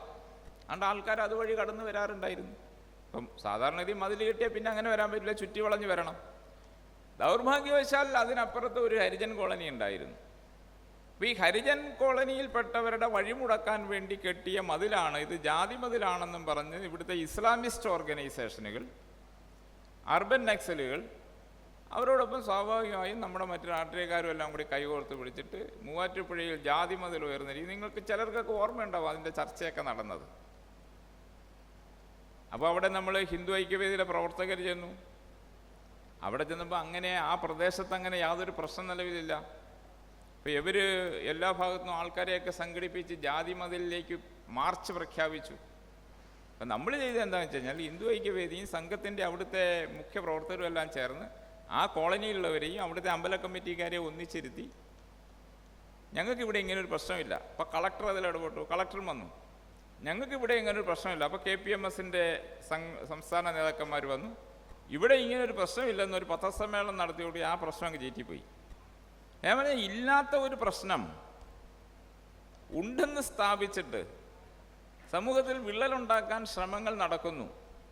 പണ്ട് കാശി വിശ്വനാഥ ക്ഷേത്രത്തിലേക്ക് ഒരു വലിയ നേതാവ് കുറേ ഹരിജനങ്ങളെയും കുറേ മുസ്ലിങ്ങളെയൊക്കെ ചേർത്തൊരു പ്രകടനം നടത്തി, ക്ഷേത്രപ്രവേശനം എന്ന് പറഞ്ഞിട്ട്. അപ്പോൾ അവിടുത്തെ പൂജാരിമാർ അത് തടഞ്ഞു. അവിടുത്തെ പൂജാരിമാരെന്ന് പറഞ്ഞാൽ നമ്മുടെ കേരളത്തിലെ പൂജാരിമാരെ പറ്റി വളരെ സാത്വികരൊന്നുമല്ല. അവർ കുറച്ച് ഒരു ഗുണ്ട ടൈപ്പ് പൂജാരിയാണ്. എല്ലാ അഖാടകളിലൊക്കെ പോയി പുഷ്ടി വന്നിട്ടുള്ള പൂജാരിമാരാണ്, നമ്മളിവിടുത്തെ പോലുള്ളവരല്ല. അവർ പറ്റത്തില്ല എന്ന് തടഞ്ഞു, തിരിച്ചയച്ചു. അപ്പോൾ ഒരു ദിവസം ഗുരുജി അവിടെ ക്ഷേത്ര ദർശനത്തിന് അവിടെ കാശിയിൽ യാത്രയ്ക്ക് ചെന്നപ്പോൾ ഈ പൂജാരിമാരോട് അല്ല നിങ്ങളെന്തിനാ അവരെ തടഞ്ഞ്, അവർ വന്ന് കണ്ട എന്തായിരുന്നു പ്രശ്നം? അപ്പോൾ ഗുരുജിയോട് അവർ പറഞ്ഞ മറുപടി വളരെ ശ്രദ്ധേയമാണ്. ഗുരുജി പറഞ്ഞ് അല്ല അവർ പറഞ്ഞു വെച്ചാൽ ഇവിടെ ആയിരക്കണക്കിന് ആളുകൾ ഈ ക്ഷേത്രത്തിൽ വരുന്നു, കാശി വിശ്വനാഥനെ ദർശിക്കുന്നു, എല്ലാവർക്കും അന്ന് സ്പർശിക്കാം. ഇന്നിപ്പോൾ ചെന്നാൽ എല്ലാവർക്കും സ്പർശിക്കാൻ പറ്റില്ല, പ്രത്യേകം പാസൊക്കെ ഉള്ളവർക്ക്, കാരണം ആൾക്കാർ കൂടിയതുകൊണ്ടാണ്. അന്ന് അവിടെ വരുന്ന എല്ലാവർക്കും ഈ കാശി വിശ്വനാഥൻ്റെ ശിവലിംഗത്തിൽ സ്പർശിച്ച് പൂജ നടത്താം, അഭിഷേകം എല്ലാവർക്കും നടത്താം. അപ്പോൾ അവർ പറഞ്ഞു വെച്ചാൽ ഈ വരുന്ന 10,000-കണക്കിന് ആളുകളിലെ ഒരാളുടെ പോലും ജാതി ഞങ്ങളാരും അന്വേഷിച്ചിട്ടില്ല ഇന്ന് വരെ. ആരും ഏത് മതക്കാരനാണെന്ന് അന്വേഷിച്ചിട്ടില്ല. എന്നാൽ അങ്ങനെ ഒരു ഇഷ്യൂ ഇവിടെ നിലനിൽക്കുന്നില്ല. അങ്ങനെ ഒരു ഇഷ്യൂ നിലനിൽക്കാത്ത ഒരു സ്ഥലത്ത് ഒരു വലിയ നേതാവ് ഞാൻ ദളിതന്മാരുടെയൊക്കെ വിമോചകനാണെന്ന് സ്വയം പ്രഖ്യാപിച്ച് ഞങ്ങളെയൊക്കെ മോശക്കാരായി പ്രഖ്യാപിച്ച് ഒരു പരിപാടി നടത്താൻ ഞങ്ങളത് സമ്മതിക്കത്തില്ല. അത്ര വളരെ സിമ്പിളായിട്ടുള്ള കാര്യമാണ്. അപ്പോൾ ഇത്തരം കാര്യങ്ങളെ സംബന്ധിച്ച് കുറച്ച് ജാഗ്രത ഹിന്ദു സമൂഹത്തിന് ആവശ്യമാണ്. ഈ പുറത്തു വരുന്ന എല്ലാ വാർത്തകളും സത്യമാണോ? സമീപകാലത്ത് ഇരിഞ്ഞാലക്കുടയിലെ ജാതി വിവാദം ഉണ്ടായി. അപ്പം ഞാനതിനെപ്പറ്റി ആഴത്തിൽ അന്വേഷിച്ചപ്പോൾ ഈ യുവാവിന് ഒറ്റയ്ക്ക് താങ്ങുന്ന ജോലിയല്ലാത്തത് കൊണ്ട് അയാൾ ആഗ്രഹിച്ച് മാറിയതാണ് ഓഫീസിലേക്ക്. പക്ഷെ അതൊരു ജാതി വിവാദമായി മാറി. പിന്നീടുണ്ടായ സമ്മർദ്ദങ്ങളെ തുടർന്ന് അയാൾക്ക് രാജ്യം വെക്കേണ്ടി വന്നു. ഇല്ലെങ്കിൽ സ്വാഭാവികമായി നടന്നുപോയ ഒരു മാറ്റമായിരുന്നു. കാരണം രാവിലെ 3:30 എഴുന്നേൽക്കണം, അമ്പലത്തിൻ്റെ മറ്റു കാര്യങ്ങളെല്ലാം ചെയ്യണം. സാധാരണഗതിയിൽ ഇത്തരം അമ്പലങ്ങളിലൊക്കെ കാര്യങ്ങൾ ചെയ്യുന്നത് സാധാരണ വാര്യർ കുടുംബങ്ങളിൽ നിന്നുള്ളവരാണ്. ഒരാൾക്കായിരിക്കും ജോലി, പക്ഷെ ചെയ്യുന്നത് കുടുംബാംഗങ്ങൾ ഒന്നിച്ച് വന്നായിരിക്കും. കാരണം ഒരാൾക്ക് ചെയ്തു തീർക്കാവുന്ന ജോലിയല്ല മാല കെട്ടൽ, പൂജാപാത്രങ്ങൾ റെഡിയാക്കൽ, രാവിലെ തൊട്ട് ഒരാൾക്ക് ചെയ്തു തീർക്കാവുന്ന ജോലിയല്ല. അപ്പോൾ ഈ കുടുംബം ഒന്നിച്ച് വന്നിട്ടാണ് അവരമ്മ വരും, മകൾ വരും, മകൻ വരും, എല്ലാവരും ചേർന്നിട്ട് ചെയ്തുകൊണ്ടിരുന്ന ജോലിയാണ് ഒരാളിലേക്ക് ഒതുങ്ങിയപ്പോൾ അദ്ദേഹത്തിന് അത് കുറച്ച് ബുദ്ധിമുട്ടായിട്ട് തോന്നി. അദ്ദേഹം ആഗ്രഹിച്ച് മാറിയതാണ്. ഞാൻ ചോദിച്ചു, നിങ്ങൾ കെട്ടിയ മാല അവിടെ സ്വീകരിക്കാതിരുന്നോ? ഒരു മാല പോലും സ്വീകരിക്കാതിരുന്നില്ല. ഇപ്പം 2-3 ദിവസം കെട്ടിയല്ലോ. ആ ദിവസങ്ങളിൽ അദ്ദേഹം കെട്ടിയ ഒരു മാലയും തന്ത്രിമാരും പൂജാരിമാരും സ്വീകരിക്കാതിരുന്നില്ല. പിന്നെ എവിടെ ജാതി വിവാദമുള്ളത്? ഇപ്പം ഞാൻ പറഞ്ഞു വരുന്നത്, ചില പ്രശ്നങ്ങൾ നിലനിൽക്കുന്നുണ്ട്. ജാതിയുടെ ക്ഷേത്രങ്ങൾ കേന്ദ്രീകരിച്ച് പലതും നിലനിൽക്കുന്നുണ്ട്. അത് നമ്മൾ നിഷേധിക്കേണ്ട കാര്യമൊന്നുമില്ല, അത് മാറേണ്ടതുമാണ്. പക്ഷെ ഇല്ലാത്ത ജാതി ഉണ്ടെന്ന് വരുത്തി വലിയ കോലാഹലങ്ങളുണ്ടാക്കി സമൂഹത്തെ ഭിന്നിപ്പിക്കാനുള്ള ശ്രമങ്ങൾ വളരെ പ്രധാനമായിട്ടും നടക്കുന്നുണ്ട്. അപ്പോൾ ഏതായാലും ഈ ജാതി ഉച്ചനീചത്വങ്ങൾക്കെതിരായി വളരെ ക്രിയാത്മകമായി ഹിന്ദു സമൂഹത്തെ ഒന്നിപ്പിക്കാനുള്ള ഒരു പ്രവർത്തനം അത് രാഷ്ട്രീയ സ്വയംസേവക സംഘത്തിൻ്റെ ശാഖകളിൽ സഹജമായി നടക്കുന്നു. ആ ശാഖകളിലൂടെ വളർന്നു വരുന്ന സ്വയംസേവകരെ സമൂഹത്തിൽ വലിയ മുന്നേറ്റം, വലിയ പരിവർത്തനം, മേഖലകളിലും വന്നിട്ടുണ്ട്. അത് വിസ്തരിക്കാൻ അതിന് തന്നെ ഒരുപാട് സമയം വേണ്ടി വരും. നമ്മൾ ചെട്ടിക്കുളങ്ങര കരയോഗത്തിൻ്റെ വിഷയത്തിൽ ചെയ്ത കാര്യങ്ങൾ, ഒരുപാട് കാര്യങ്ങൾ നമുക്ക് സംസാരിക്കാനുണ്ട്. ഞാൻ അതിലേക്ക് അധികം പോകുന്നില്ല. കേരളത്തെ സംബന്ധിച്ച് ചിന്തിക്കുമ്പോൾ, കേരളത്തിലെല്ലാം ഭാരതത്തിലൊട്ടാകെ ചിന്തിക്കുമ്പോൾ, പൊതുവേ ഈ സംഘത്തിൻ്റെ പ്രവർത്തനം ആരംഭിക്കുന്ന സമയത്ത് ഹിന്ദു സമൂഹം ഒരു ആത്മവിശ്വാസം നഷ്ടപ്പെട്ട ഒരു ദുർബല സമൂഹമായിട്ട് നിലനിൽക്കുകയായിരുന്നു. ഇപ്പോൾ കേരളത്തിൽ തന്നെ ക്ഷേത്രപ്രവേശന വിളംബരത്തിന് ശേഷം വലിയ ഹിന്ദു മുന്നേറ്റങ്ങളൊന്നും നടന്നിട്ടില്ല. പ്രത്യേകിച്ച് മലബാർ പോലുള്ള സംസ്ഥാനങ്ങളിൽ ബ്രിട്ടീഷുകാരുടെ നേരിട്ടുള്ള ഭരണമായിരുന്നു. അന്ന് മലബാർ കൊച്ചി തിരുവിതാംകൂറായിരുന്നു. കൊച്ചിയും തിരുവിതാംകൂറും നാട്ടുരാജ്യങ്ങളായിരുന്നു. മലബാറിലെ ബ്രിട്ടീഷ് ഭരണമായിരുന്നു. അപ്പോൾ ഈ മാപ്പിളകളെയൊക്കെ കഴിഞ്ഞതിന് ശേഷം ഹിന്ദുക്കൾ ഭയചകിതരായിരുന്നു. ഒരു ന്യൂനപക്ഷ മതവിഭാഗങ്ങളുടെ മുഷ്കിന് മുന്നിൽ വിറച്ചു നിൽക്കുന്ന ഒരു സമൂഹമായിരുന്നു. പ്രത്യേകിച്ച് മലബാറിലും കൊച്ചിയിലും. തിരുവിതാംകൂറിൽ ചെറിയ വ്യത്യാസം ഉണ്ടാകാൻ കാരണം തിരുവിതാംകൂറിൽ ഒരു ഹിന്ദു ലീഡർഷിപ്പ് ഉണ്ടായിരുന്നു. അത് മന്നത്ത് പത്മനാഭനായാലും ആർ ശങ്കറായാലും ഇങ്ങനെ ഒരു ഹിന്ദു ലീഡർഷിപ്പ് ഉണ്ടായിരുന്നു. പക്ഷേ വടക്കോട്ട് പോകുമ്പോൾ ഒരു ഹിന്ദു ലീഡർഷിപ്പ് ഉണ്ടായിരുന്നില്ല. അവിടെ സ്വാതന്ത്ര്യസമരമാണ്, മലബാറിൽ സ്വാതന്ത്ര്യസമരം നടന്നുണ്ട്, ദേശീയ പ്രസ്ഥാനത്തിൻ്റെ ഭാഗമുള്ള പ്രവർത്തനം നടന്നുണ്ട്. തിരുവിതാംകൂറിലും കൊച്ചിയിലും സാമൂഹ്യ പ്രവർത്തനങ്ങളാണ് നടന്നത്. അതുകൊണ്ട് ഒരു പരിധിവരെ ഹിന്ദു ലീഡർഷിപ്പ് ഉണ്ടായിരുന്നു. ഒരു പരിധിവരെ ഹിന്ദു സമൂഹത്തിന് ഒരു ഓർഗനൈസ്ഡ് സെൻസ് ഉണ്ടായിരുന്നു. പക്ഷേ രാഷ്ട്രീയമായി ഹിന്ദു നേതൃത്വം ദുർബലമായിരുന്നു. മലബാറിൽ വളരെ ദയനീയമായിരുന്നു പരിതസ്ഥിതി. ആ പരിതസ്ഥിതിയിലാണ് സംഘം പ്രവർത്തനം ആരംഭിക്കുന്നത്. എന്ന് വെച്ച് കഴിഞ്ഞാൽ വെള്ളിയാഴ്ച തീരദേശത്തുള്ള ഹിന്ദുക്കൾക്ക് കടലിൽ പോകാൻ സാധ്യമല്ല. അതുപോലെ ഒരുപാട് ആചാരങ്ങൾ അവിടെ നിലനിൽപ്പുണ്ടായിരുന്നു. പക്ഷേ സംഘത്തിൻ്റെ പ്രവർത്തനമൊക്കെ തുടങ്ങി കുറേശ്ശെ മുന്നോട്ട് വന്നപ്പോൾ ഇതൊക്കെ ചോദ്യം ചെയ്യാൻ തുടങ്ങി. സമൂഹം നേരിട്ടുകൊണ്ടിരിക്കുന്ന അപമാനപരമായ കാര്യങ്ങൾ സമൂഹം ചോദ്യം ചെയ്യാൻ തുടങ്ങി. ഞാൻ സംഘം ചോദ്യം ചെയ്യുന്നതല്ല ഞാൻ പറയുന്നത്. സമൂഹം ചോദ്യം ചെയ്യാൻ തുടങ്ങിയതുകൊണ്ട് കുറേശ്ശെയായി ഒരു ആത്മവിശ്വാസം, ഒരു പൗരുഷം, ഒരു ശക്തി അത് സമൂഹത്തിലുണ്ടായി. നമുക്കറിയാം 1948 കാലത്താണ് പെരിന്തൽമണ്ണയിലെ രാമസിംഹൻ കൊല ചെയ്യപ്പെടുന്നത്. രാമസിംഹൻ ഉണ്ണിയാൻ സാഹിബ് എന്ന് പറയുന്ന ഒരു മുസ്ലിം ധനാഢ്യൻ, അദ്ദേഹത്തിന് ഒരു സ്വപ്നദർശനം ഉണ്ടായി. അദ്ദേഹം മതം മാറി രാമസിംഹനായി. അദ്ദേഹത്തിൻ്റെ അനുജനും ദയാസിംഹൻ എന്ന പേര് സ്വീകരിച്ച് മതം മാറി. അദ്ദേഹത്തിൻ്റെ ഭാര്യ, എല്ലാവരും മതം മാറി. ദയാസിംഹനെ ഒരു നമ്പൂതിരി കുടുംബത്തിൽ നിന്ന് വിവാഹം കഴിപ്പിച്ചു. ഇത് വളരെ മുസ്ലിം സമൂഹത്തെ നമ്മൾ ഞെട്ടിക്കുന്ന, അവർ ഇങ്ങോട്ട് മാറ്റി എന്നുള്ളതല്ല, ഒരാൾ അങ്ങോട്ട് മാറുന്നവർക്ക് സഹിക്കില്ല. അദ്ദേഹം ഒരു നരസിംഹസ്വാമി ക്ഷേത്രം പണി കഴിപ്പിച്ച് അവിടെ ഈ പൂജ ആരംഭിച്ചു. ഇങ്ങനെയൊക്കെയുള്ളൊരു സിറ്റുവേഷനിൽ മുസ്ലിങ്ങൾക്ക് അത് സഹിക്കാൻ കഴിയാത്തതുകൊണ്ട് ഒരു രാത്രി മുസ്ലിങ്ങൾ അദ്ദേഹത്തിൻ്റെ വീട് കയറി അദ്ദേഹത്തെയും ദയാസിംഹനെയും ഭാര്യയെല്ലാം വെട്ടിക്കൊന്നു. അപ്പോൾ വെട്ടിക്കൊന്ന ആ സംഭവം നടക്കുമ്പോൾ നമ്മുടെ കോൺഗ്രസ് നേതാക്കന്മാർ, വളരെ പ്രഭാവശാലികളായിട്ടുള്ള ആളുകളുണ്ടായിരുന്നു. അവർ ഈ വിഷയത്തിൽ ഒന്നും ചെയ്യാൻ തയ്യാറായില്ല. അതുകൊണ്ട് ഇദ്ദേഹത്തിൻ്റെ മൃതശരീരം അവിടെ നിന്ന് ഏറ്റെടുത്ത് ദഹിപ്പിക്കാൻ, സംസ്കരിക്കാൻ ആരും ഉണ്ടായിരുന്നില്ല. അവസാനം അത് പെരിന്തൽമണ്ണ മുനിസിപ്പാലിറ്റിയുടെ ശ്മശാനത്തിൽ അനാഥമായി മറവ് ചെയ്തു. അദ്ദേഹത്തിൻ്റെ 2 കുട്ടികളെ അവർ ആര്യസമാജത്തിൽ പഠിക്കാൻ അയച്ചിരുന്നു. അന്ന് ഡൽഹിയിൽ ആര്യസമാജത്തിൽ നിന്ന് ആ കുട്ടികളെ വിളിച്ചു വരുത്തി മുസ്ലിങ്ങളെ തിരിച്ചേൽപ്പിച്ചത് കോൺഗ്രസ് നേതാക്കന്മാരായിരുന്നു. ഞാൻ പറഞ്ഞ അന്നത്തെ ഒരു ഹിന്ദു സൈക്കോളജിയുടെ ഒരു ചിത്രം, ഒരു ഉദാഹരണമാണിത്. ആ അങ്ങാടിപ്പുറത്താണ് ഒരു 20 വർഷം കഴിഞ്ഞപ്പോൾ 1960-67 കാലഘട്ടങ്ങളിൽ അങ്ങാടിപ്പുറം തളി ക്ഷേത്രം ഉയർന്നത്. ഒരു 20 വർഷം കൊണ്ട് ഹിന്ദു സൈക്കോളജിയിലുണ്ടായ പരിവർത്തനത്തെപ്പറ്റി നിങ്ങൾ സംഘം അത് അത്ര പ്രബലമൊന്നും ആയിരുന്നില്ല. സംഘത്തിൻ്റെ ശാഖ തുടങ്ങി, ഹിന്ദുക്കൾ കുറച്ചൊക്കെ ഉണർവ് കാണിച്ചു തുടങ്ങി. കേളപ്പജി അതിൻ്റെ നേതൃത്വത്തിലേക്ക് വന്നു. ഹിന്ദു സമൂഹം ഒറ്റക്കെട്ടായി സമരം ചെയ്ത് അങ്ങാടിപ്പുറം തളി ക്ഷേത്രം വീണ്ടെടുത്തു. എന്നുവെച്ചാൽ അനാഥമായി ഉപേക്ഷിക്കപ്പെട്ട് കിടന്ന റോഡ് സൈഡിലെ ശിവലിംഗത്തിൽ മത്സ്യ കച്ചവടക്കാർ അതിന് ചുറ്റും മത്സ്യം വിറ്റുകൊണ്ടിരുന്ന സ്ഥലം, ആ സ്ഥലമാണ് ഇന്ന് അതിമനോഹരമായ ശിവക്ഷേത്രമായിട്ട് ഉയർന്നു നിൽക്കുന്നത്. ഇത് തന്നെ നമുക്ക് കന്യാകുമാരിയിൽ ശ്രീ വിവേകാനന്ദ ശിലാസ്മാരകത്തിൻ്റെ കാര്യത്തിലും കാണാൻ സാധിക്കും. അപ്പോൾ ഇത്തരം ഒരു മാറ്റം, ഒരു പൗരുഷശാലിയായ ഒരു സംഘടിത ഹിന്ദു സമൂഹത്തിൻ്റെ, ഇത് സമൂഹമാണ് ചെയ്യുന്നത്. ഇത് സംഘം നേരിട്ട് ഇതൊന്നും ചെയ്യാറില്ല. കാരണം സംഘത്തിൻ്റെ ഒരു സാന്നിധ്യം ഉള്ളിലുണ്ടാവും, സ്വയം സേവകരുടെ നേതൃത്വം ഉണ്ടാകാം.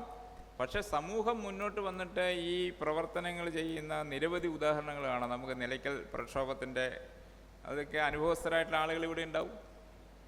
നമ്മളിവിടെ തന്നെ മാർപ്പാപ്പ വേദിക്കെതിരെ നടത്തിയ വലിയ പ്രക്ഷോഭം, ഈ തിരുവനന്തപുരത്തെ ഇളക്കിമറിച്ച പ്രക്ഷോഭം, തിരുവനന്തപുരം ശ്രീപത്മനാഭസ്വാമി ക്ഷേത്രമായിട്ട് ഇതെല്ലാം ഈ പ്രദേശത്തെ തിരുവനന്തപുരത്തെ ഹിന്ദു സമൂഹം നടത്തിയതാണ്. അങ്ങനെ കേരളത്തിൽ അങ്ങോളം ഇങ്ങോളം ഒട്ടേറെ പ്രക്ഷോഭങ്ങൾ അന്ന് നടന്നു, ഇന്നും നടക്കുന്നുണ്ട്.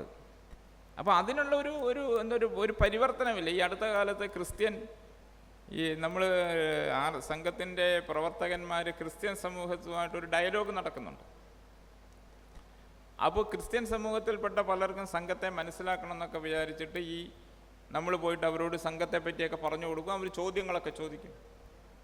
അപ്പം അവർ ചോദിക്കുന്ന ഒരു സുപ്രധാനമായ ചോദ്യം, ഉത്തരഭാരതത്തിൽ ഞങ്ങൾ ക്രിസ്ത്യാനികളെ തല്ലുന്നു, ഞങ്ങളുടെ പള്ളി കത്തിക്കുന്നു, അത് എന്തുകൊണ്ടാണ് നിങ്ങൾ ചെയ്യുന്നതെന്ന് ചോദിച്ചു.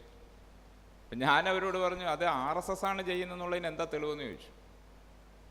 ഈ സംഭവങ്ങളിൽ ഏതിലെങ്കിലും ഒന്നിൽ RSSകാരനെ പ്രതിയായി പിടിച്ചിട്ടുണ്ടോ? ഇല്ല.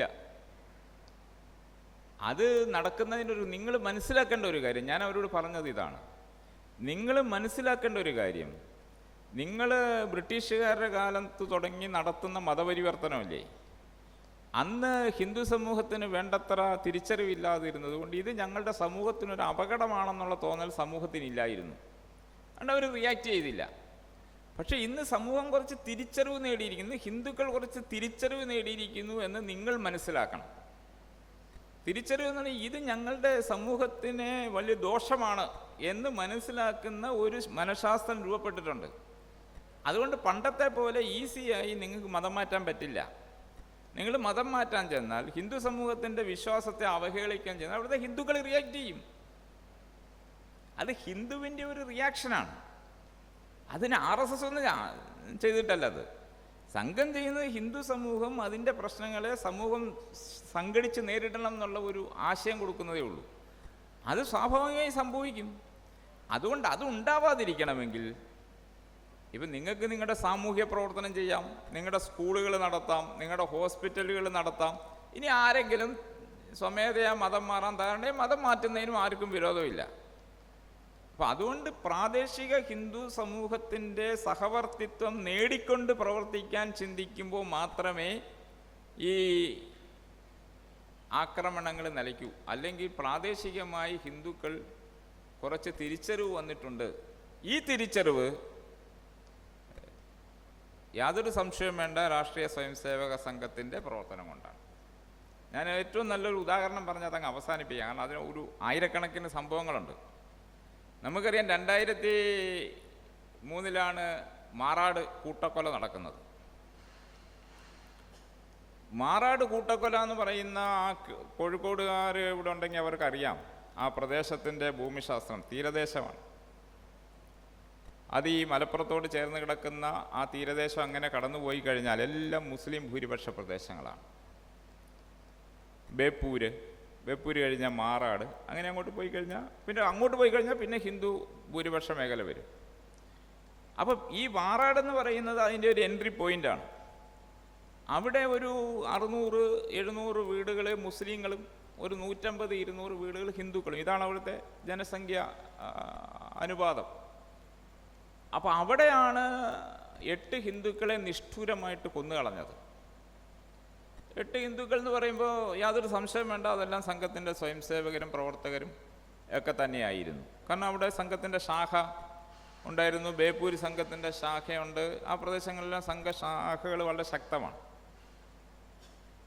പക്ഷേ അതിൻ്റെ റിയാക്ഷൻ എന്തായിരുന്നു ചോദിച്ചു കഴിഞ്ഞാൽ, അവിടെ നിന്ന് ഈ 700 കുടുംബങ്ങളിൽപ്പെട്ട മുസ്ലിങ്ങൾക്കും അവിടെ നിന്ന് പലായനം ചെയ്യേണ്ടി വന്നു. ആരെങ്കിലും ഓടിച്ചതാണോ? അല്ല. ഒരു മുസ്ലിമിൻ്റെ നേരെ പോലും ഒരു കല്ല് പോലും അവിടുത്തെ ഒരു ഹിന്ദുവും എറിഞ്ഞില്ല. പക്ഷെ മുസ്ലിങ്ങൾ അവിടുന്ന് പലായനം ചെയ്തു. അതൊരു വളരെ പ്രധാനപ്പെട്ട കാര്യമാണ്. ആ പ്രദേശം ഇന്ന് നിങ്ങൾ മാറാട് പോയെങ്കിൽ മുസ്ലിങ്ങളില്ലാത്ത ഒരു തീരദേശ ഗ്രാമമാണ് മാറാട്. അവിടെ ഉണ്ടായിരുന്ന മുസ്ലിങ്ങളുടെ സ്ഥലങ്ങൾ കിട്ടിയ വിലയ്ക്ക് അവർ കൊടുത്തു. ആ പ്രദേശത്തുള്ള ഹിന്ദുക്കൾ തന്നെ അത് മുഴുവൻ വാങ്ങി. അങ്ങനെ ഒരു സ്ഥിതിവിശേഷം ആരുണ്ടാക്കി? RSS ഉണ്ടാക്കിയതല്ല, മുസ്ലിം തീവ്രവാദികൾ ഉണ്ടാക്കിയതാണ്. 8 നിസ്സഹായരായ ഹിന്ദുക്കളെ കൂട്ടക്കൊല ചെയ്തതിൻ്റെ പരിണിത ഫലമായിട്ടുണ്ടായതാണ്. മാറാട് നിന്ന് മുസ്ലിങ്ങൾക്ക് പലായനം ചെയ്യേണ്ടി വന്നു. ഏതാണ്ട് 100-ലധികം ആളുകൾ ജയിലിലടയ്ക്കപ്പെട്ടു. അവരുടെയൊക്കെ കുടുംബങ്ങൾ ഛിന്ന ഭിന്നമായി പോയി. നിരവധി ദുരിതങ്ങൾ അവരനുഭവിക്കേണ്ടി വന്നു. വളരെ കഷ്ടം അവിടുത്തെ സാധാരണ മുസ്ലിങ്ങൾക്ക് അനുഭവിക്കേണ്ടി വന്നു. പല ഹിന്ദു ഭൂരിപക്ഷ പ്രദേശങ്ങളിൽ പോലും ഹിന്ദുക്കൾ ഓടിക്കളഞ്ഞു. പക്ഷെ മാറാടുന്ന ഒരു ഹിന്ദു പോലും അവിടുന്ന് പോയില്ല. മരിച്ചു വീഴുകയാണെങ്കിൽ ഞാൻ ജനിച്ച് വീണ മണ്ണിൽ മരിച്ചു വീഴും. മാറാടിനടുത്ത് ഞങ്ങളൊരു ഗ്രാമത്തിൽ പോയി. ആ സമയത്ത് 7 ഹിന്ദു വീടുകളേ ഉള്ളൂ, 7 ഹിന്ദു വീടുകൾ. ബാക്കി മുഴുവൻ മുസ്ലിങ്ങളാണ്. ഈ സംഘർഷം മുറ്റി നിൽക്കുന്ന സമയം ആ 7 വീടുകളും പറഞ്ഞാൽ ഞങ്ങളിവിടെ തന്നെ മരിക്കുകയാണെങ്കിൽ ഇവിടെ തന്നെ മരിക്കും. ഇതൊരു മനഃശാസ്ത്രപരമായ മാറ്റമല്ലേ? ഇതൊരു സോഷ്യൽ ചേഞ്ചാണ്. 1923 ഹിന്ദുക്കൾ പ്രബലരായിരുന്ന സാക്ഷാൽ ശങ്കരൻ നമ്പൂതിരിപ്പാടിൻ്റെ കുടുംബക്കാർ പോലും ഓടി രക്ഷപ്പെട്ടു. ഇരിഞ്ഞാലക്കുടയിൽ വന്ന് അഭയം പ്രാപിച്ചു. അപ്പം അങ്ങനെയുള്ള ആ കാലത്ത് നിന്ന് 2003 ആയപ്പോഴേക്കും ഹിന്ദുക്കൾക്കുണ്ടായ മാറ്റം എന്താണ്? ഈ കലാപം ആസൂത്രണം ചെയ്തവരുടെ പ്രതീക്ഷ എന്തായിരുന്നു? മലബാർ കലാപത്തിൽ സംഭവിച്ചതുപോലെ മാറാട് നിന്ന് വളരെ ചുരുങ്ങിയ എണ്ണം ഹിന്ദുക്കളേ ഉള്ളൂ, അവർ ഓടി രക്ഷപ്പെടും. അപ്പോൾ അതൊരു മുസ്ലിം ഗ്രാമമായി തീരും. കുറേ കാലം കഴിയുമ്പോൾ അടുത്ത ഗ്രാമം ഇതുപോലെ പിടിക്കാം. അങ്ങനെ കേരളത്തിൻ്റെ തീരദേശം തൃശ്ശൂർ മുതൽ വടക്ക് കാസർഗോഡ് വരെ മുസ്ലിം സാമ്രാജ്യമാക്കാനുള്ള ഒരു ആസൂത്രിതമായ വൈദേശിക ഗൂഢാലോചനയുടെ ഫലമായിട്ട് നടന്നതാണത്. പക്ഷേ നടന്നില്ല. നടക്കാത്ത കാരണം എന്താണ്? അവിടുത്തെ ഹിന്ദുക്കൾ ഉറച്ചു നിന്നു. ഈ മാറ്റം എങ്ങനെ സംഭവിച്ചു? ഇതിനെ സംബന്ധിച്ച് നമ്മുടെ സംഘത്തിൻ്റെ മുതിർന്ന അധികാരിയായിരുന്ന ഹരിയേട്ടനോട് ഞാൻ ഒരിക്കൽ ചർച്ച ചെയ്തു. കാരണം ഞാൻ ഈ മാറാട് സംഭവം നടക്കുന്ന അന്ന് തൊട്ട് ആ പ്രക്ഷോഭത്തിൻ്റെ മുഴുവൻ കാലത്ത് ഞാനും നമ്മുടെ ഇവിടുത്തെ പ്രസാദ് ബാബു ഞങ്ങളെല്ലാം മാറാട് തന്നെ ഉണ്ടായിരുന്നു. കുമ്മനൻ രായേട്ടൻ. എനിക്കറിയാം അവിടുത്തെ ഓരോ കാര്യങ്ങളും. ഹരിയേട്ടൻ പറഞ്ഞു അതൊരു സോഷ്യൽ ചേഞ്ചാണ്. അന്ന് അത് 1921 ഓർഗനൈസ്ഡ് മൈനോറിറ്റി, അതായത് ന്യൂനപക്ഷങ്ങൾ, മുസ്ലിം സമൂഹം ഓർഗനൈസ്ഡാണ്. അവർ അൺഓർഗനൈസ്ഡ് മെജോറിറ്റിയെ ആക്രമിച്ചു. അസംഘടിതരായ ബഹുഭൂരിപക്ഷത്തെ ആക്രമിച്ചപ്പോൾ അസംഘടിതരായതുകൊണ്ട് അവർ ഛിന്ന ഭിന്നമായി പലായനം ചെയ്തു. എന്നാൽ ഇന്ന് മാറാട് മൈനോറിറ്റി ഓർഗനൈസ്ഡ് ആയിരുന്നു. അപ്പോൾ ഓർഗനൈസ്ഡ് മൈനോറിറ്റി, ഒരു organised minority in the majority community, അതാണ് അദ്ദേഹം പറഞ്ഞ വാക്ക്. അതായത് ഭൂരിപക്ഷ സമൂഹത്തിലെ ഒരു സംഘടിത ന്യൂനപക്ഷം. ആ ന്യൂനപക്ഷമാണ് ഈ പറയുന്ന സംഘടിത ന്യൂനപക്ഷത്തിൻ്റെ ആക്രമണത്തെ ചെറുത്തത്.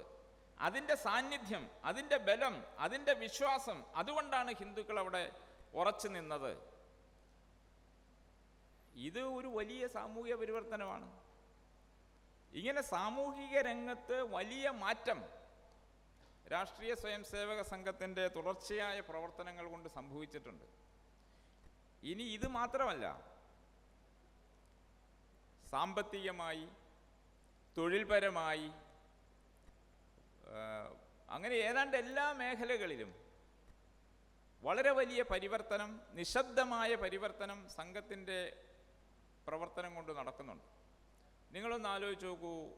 ഒരു 15-20 വർഷങ്ങൾക്ക് മുമ്പ് നമ്മുടെ ഭാരതത്തിൽ ഏറ്റവും അസ്വസ്ഥത നിറഞ്ഞ ഒരു പ്രദേശമായിരുന്നു നമ്മുടെ വടക്ക് കിഴക്കൻ സംസ്ഥാനങ്ങൾ.